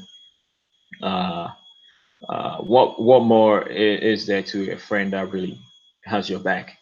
Okay, that's a friend to stay. So cancels, what does it mean? They won't give them loans or they are eliminating debt? Yeah, what it means is that they canceling the debt. Like so when you owe something and then like I give you something and then that's why I painted a scenario of the talents from the Bible, the talent story where this guy was given 1 talent and then the other was given 2 talents and the others were given X amount of talent and then the one that didn't do anything with his talent was rejected. But those that did things with their talents, okay, were given more. Okay, so basically this is what it is. So every investor want to see returns. So China invested heavily into Ethiopia and they see returns. Okay, so basically the profit, nothing is for free. I say nothing is for free. The profits that China is making from Ethiopia, is far greater than the debt that Ethiopia owes China. And this is really to boost the morale of Ethiopians.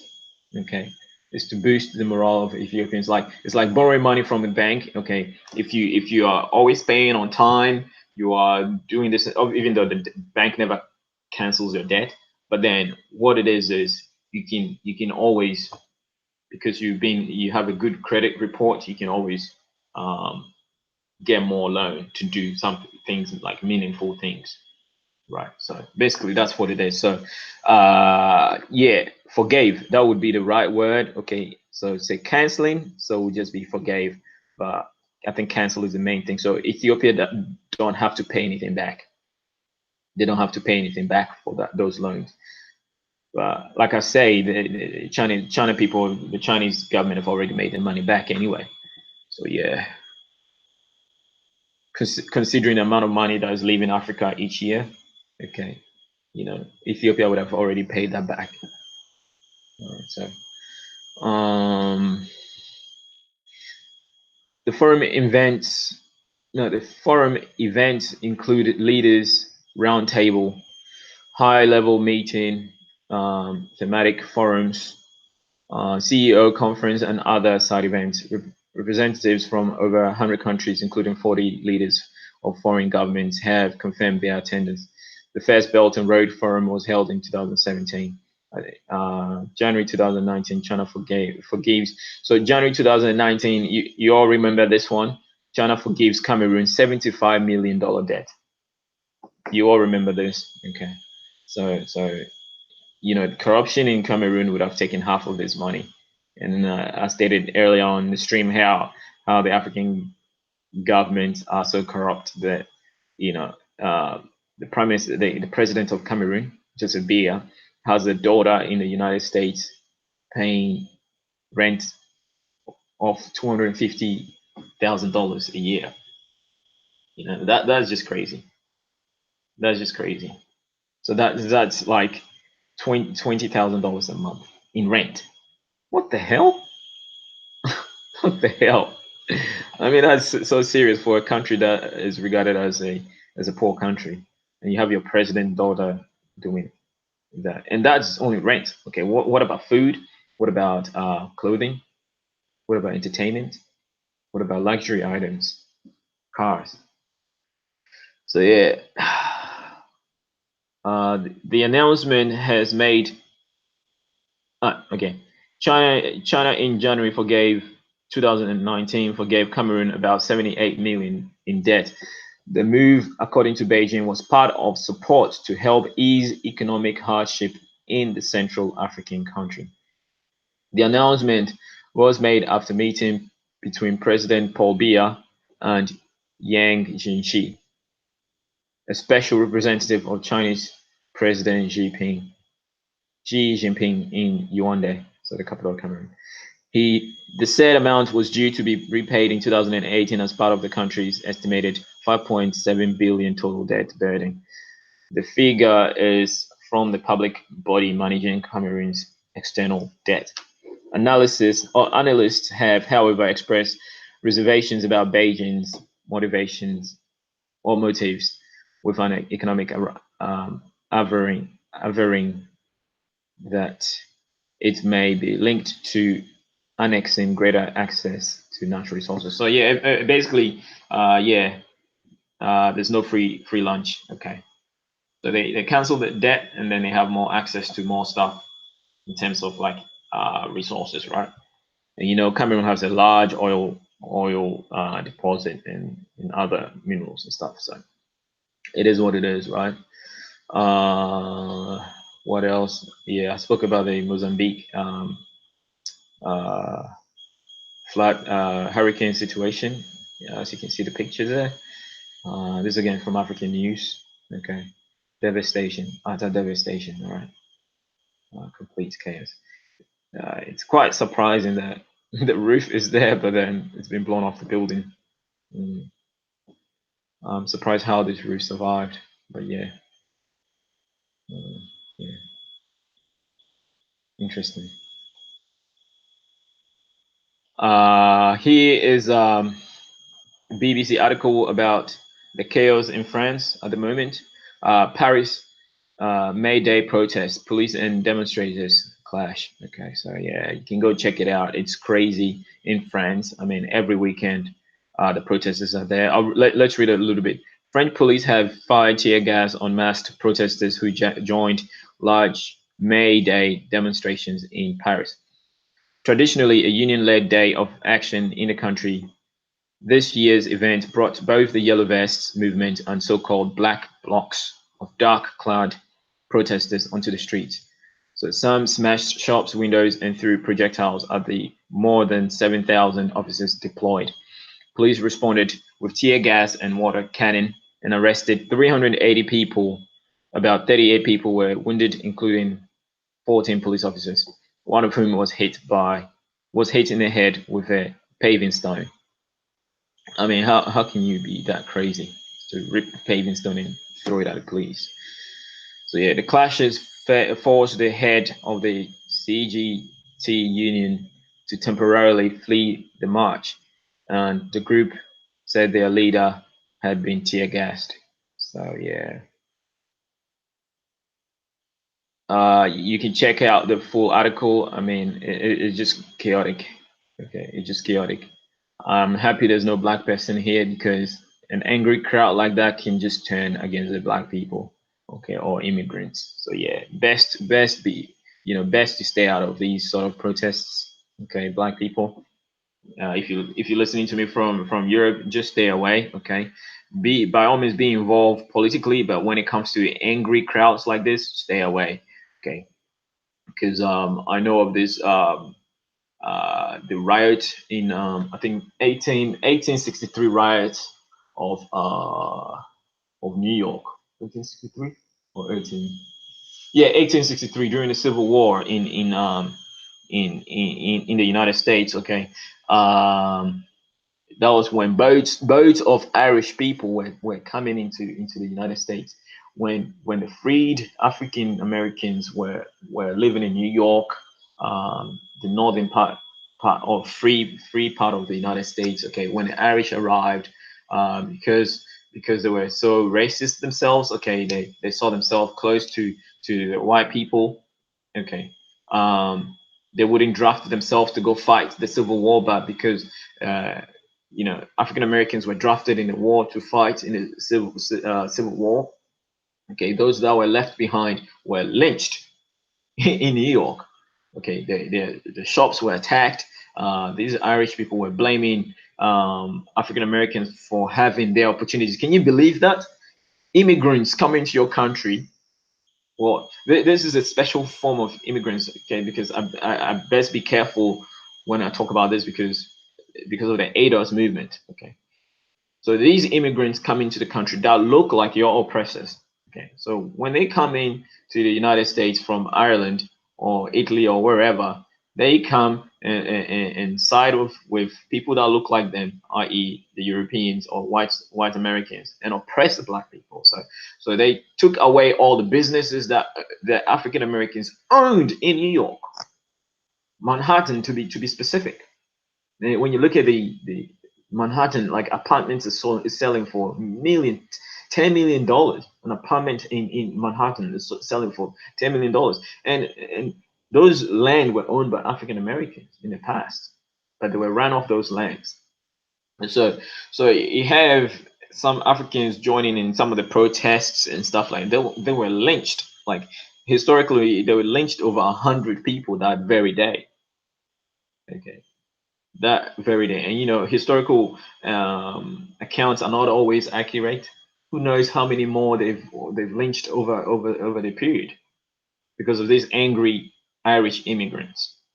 Okay, angry Irish immigrants because they do not have jobs. African Americans had businesses. They did not like that. Okay, so how dare you black men have business and I, white person, have none? So yeah, I've got to take what you have. So they burned down a lot of businesses. They took it over. I mean, it was just disastrous. But yeah, chaotic storm. I wonder why China is one of the only countries who have attempted to invest in Africa on a large scale. Yeah, because well, it started. That's why I was heavy on the DNA thing because uh, more than 10 years ago, okay, a Chinese geneticist came up with a study that there's no single Chinese person without African ancestry or African blood. Okay, so that sparked Chinese, like basically Chinese investment in Africa basically.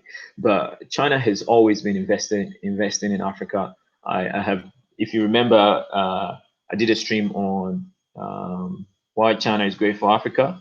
I was pointing the picture where Europe, i.e. France and Britain, went to war against Egypt because um, Egypt wanted autonomy over the Suez Canal.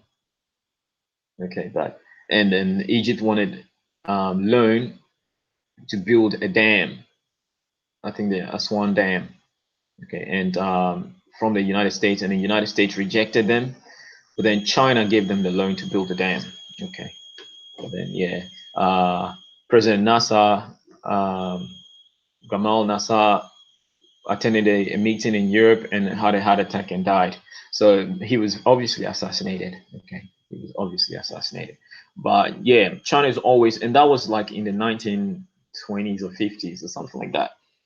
So yeah, yeah, China has always been invested in Africa. You have China investing even in Liberia at the time.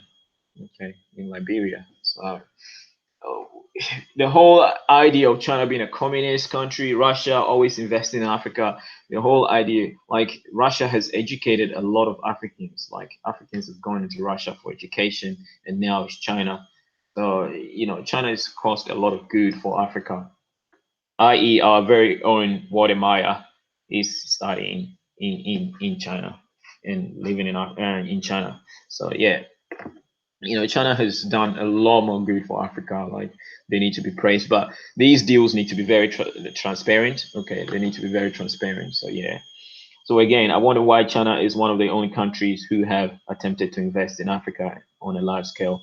So yeah, basically the West is create a consumer base in Africa where Africans are all consumers, not producers. But China, is changing the game. Okay, China themselves were consumers or very very poor, and then the United States, because China's population at the time, China was a billion people.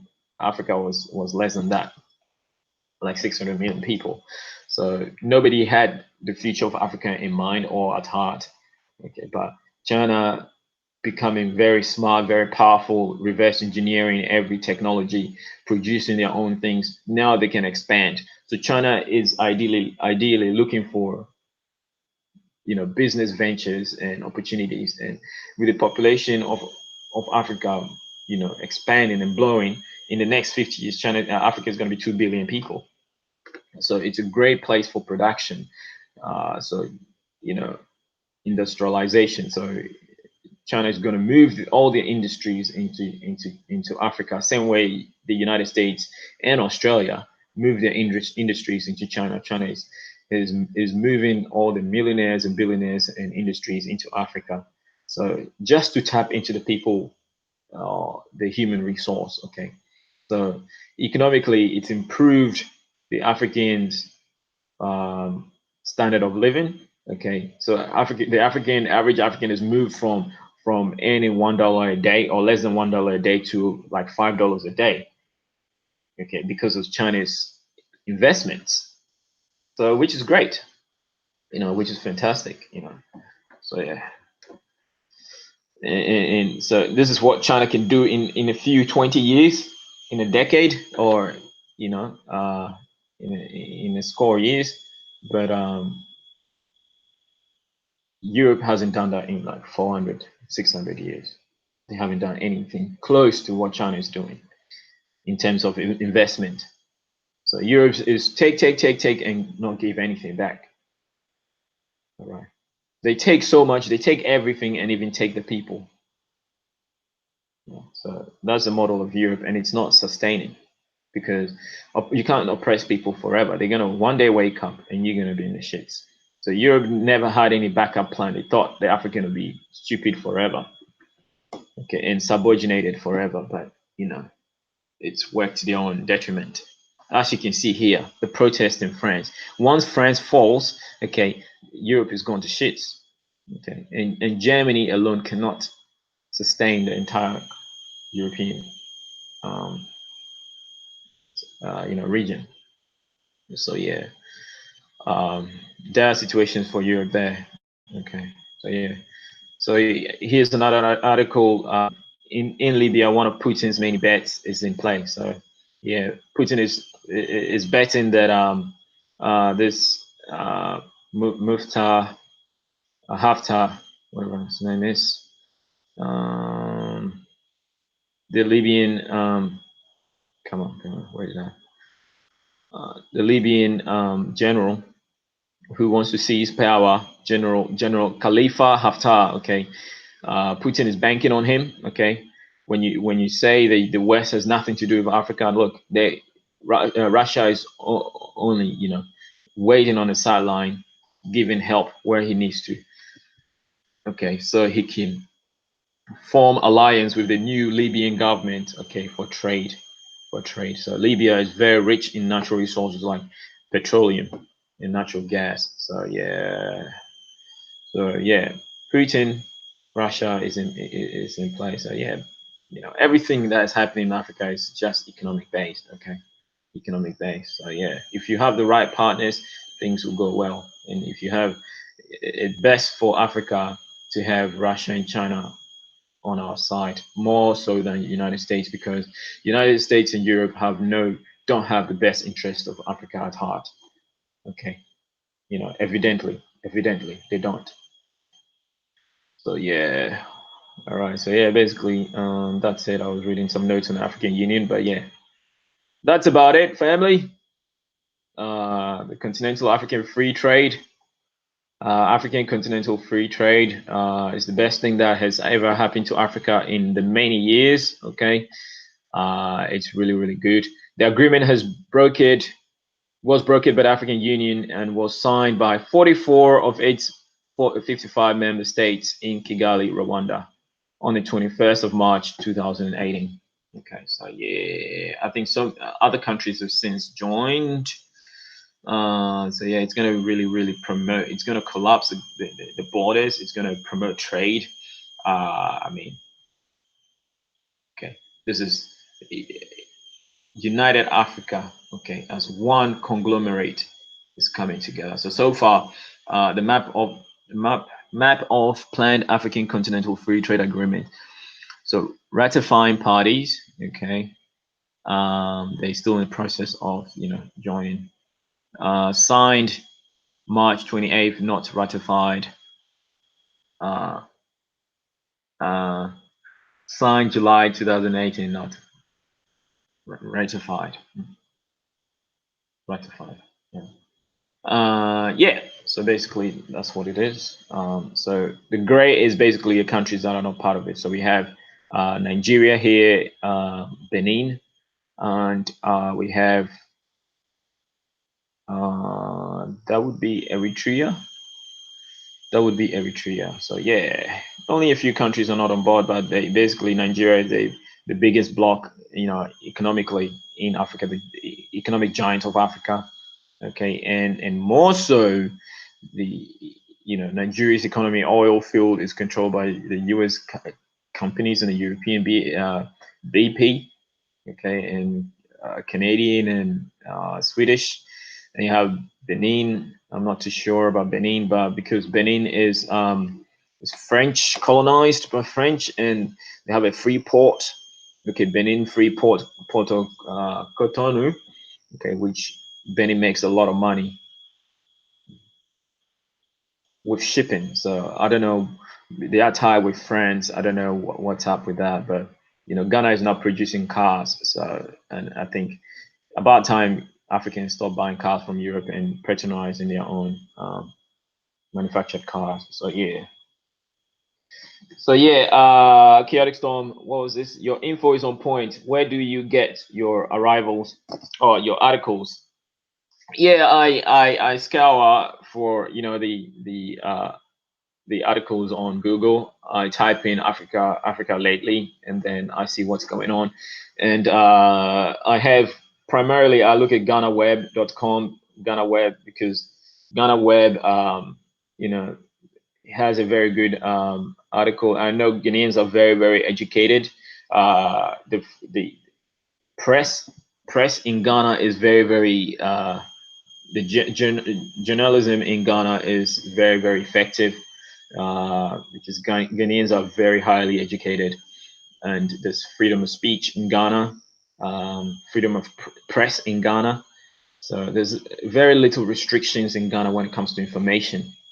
Okay, so it's a great place. GhanaWeb.com is a great place to get information, and also African News, africanews.com. Sometimes Al Jazeera has really good information as well. So yeah, BBC does, but BBC, I don't really trust them too much. But yeah, so yeah, Chaotic Storm. You can, if you want African news, you can always check GhanaWeb.com. They have the news, sports, entertainment, world. You can go to world, so you can see whatever is going on in the world. So yeah, see, Attorney General refuses House testimony on Mueller report. So you have American news on here. Thai King marries bodyguard, making her queen. Oh my goodness. So yeah, this is bizarre, but yeah, Ghana Web is amazing. Uganda regulator orders broadcasters to suspend. So here you never hear this in Ghana. Okay, so only in Uganda and some countries who suppress free information and stuff like that, they suspend broadcasters. So soon they're gonna oust all journalists and stuff like that. So yeah. So Ghana Web, you can find President Weah, the president of Cameroon, and, Billboard Music Awards, Drake breaks record, sports news. So Ghana Web is pretty dense. But yeah, africanews.com is a good place to look at as well. And yeah. So yeah. So yeah, this same article is on Ghana Web. So yeah, you can always check. Egypt as well has a good I think Egypt news, and also Ethiopian news and Kenyan news. You can check all those. South Africa, I'm not too sure about South Africa, but yeah, They have their news outlets as well, which is highly credible. So yeah. All right, family. I think this has concluded my my stream and my presentation for the day.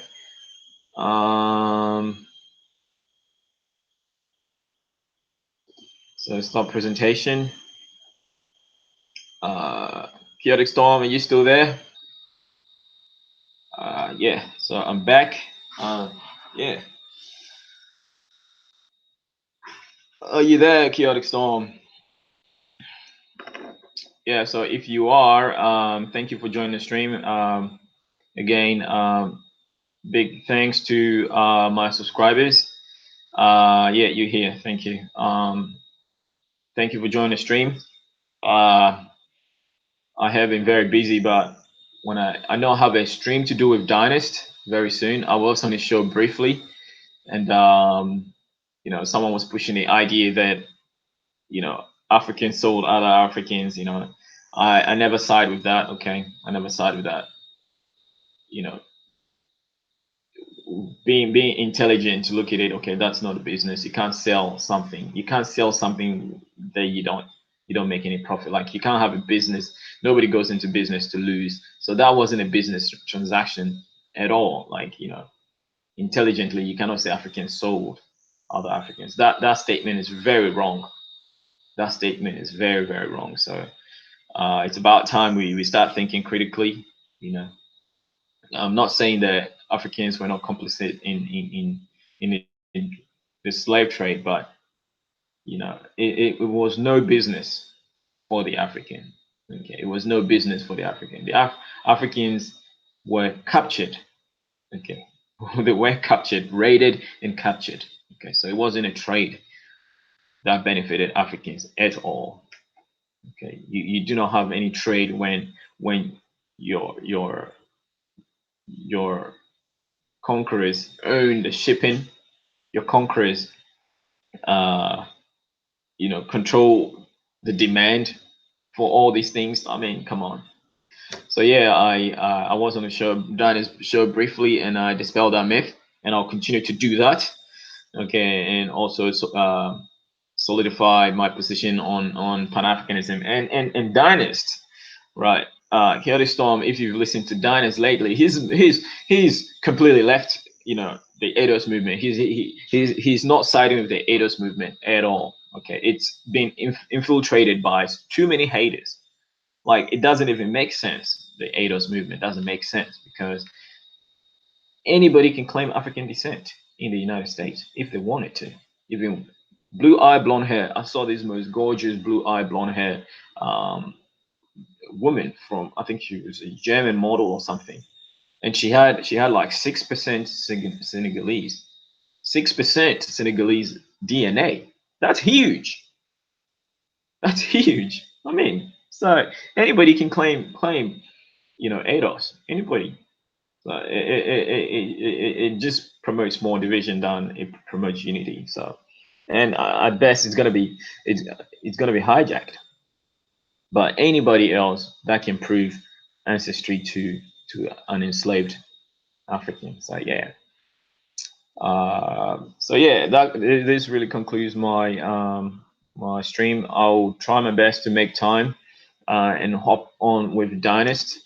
I know I'm loving where he is at the moment. I love his channel. His channel is my home, and you know, it's really amazing to see this happening in 2019. You know, it's great. His channel is really, really growing. You know, really growing. So yeah, it's perfect. You know, it's perfect for what Dynast is doing. So yeah, thank you all for joining the stream. I really appreciate everyone that joined, and I shall catch you in the notifications. If anyone has um, any thing happening on the chat on their channel, I'll check it out. So yeah, peace out, family. If you haven't subscribed, please subscribe and hit the notification. And by all means, you can always share my videos. All right, peace, love, and unity, respect for one another. One love. All right, one love. Could you link his channel? Um, Yeah. I have Dinah's link to my channel. So Dinah's channel is linked to mine. So when you go to my page, you will see Dinah's channel there. So yeah. I think I'm linked with O'Shea, I'm linked with Dynast, and I'm linked with Dr. Moonby. And I'm linked with Wadi Maya. So yeah. All right, family, peace. Stay well. Be good. Um, yeah, be happy and live your best life possible. Okay, and always have Africa in your heart. Have Africa in your heart. All right, peace, family. Peace out. Peace out. Peace out.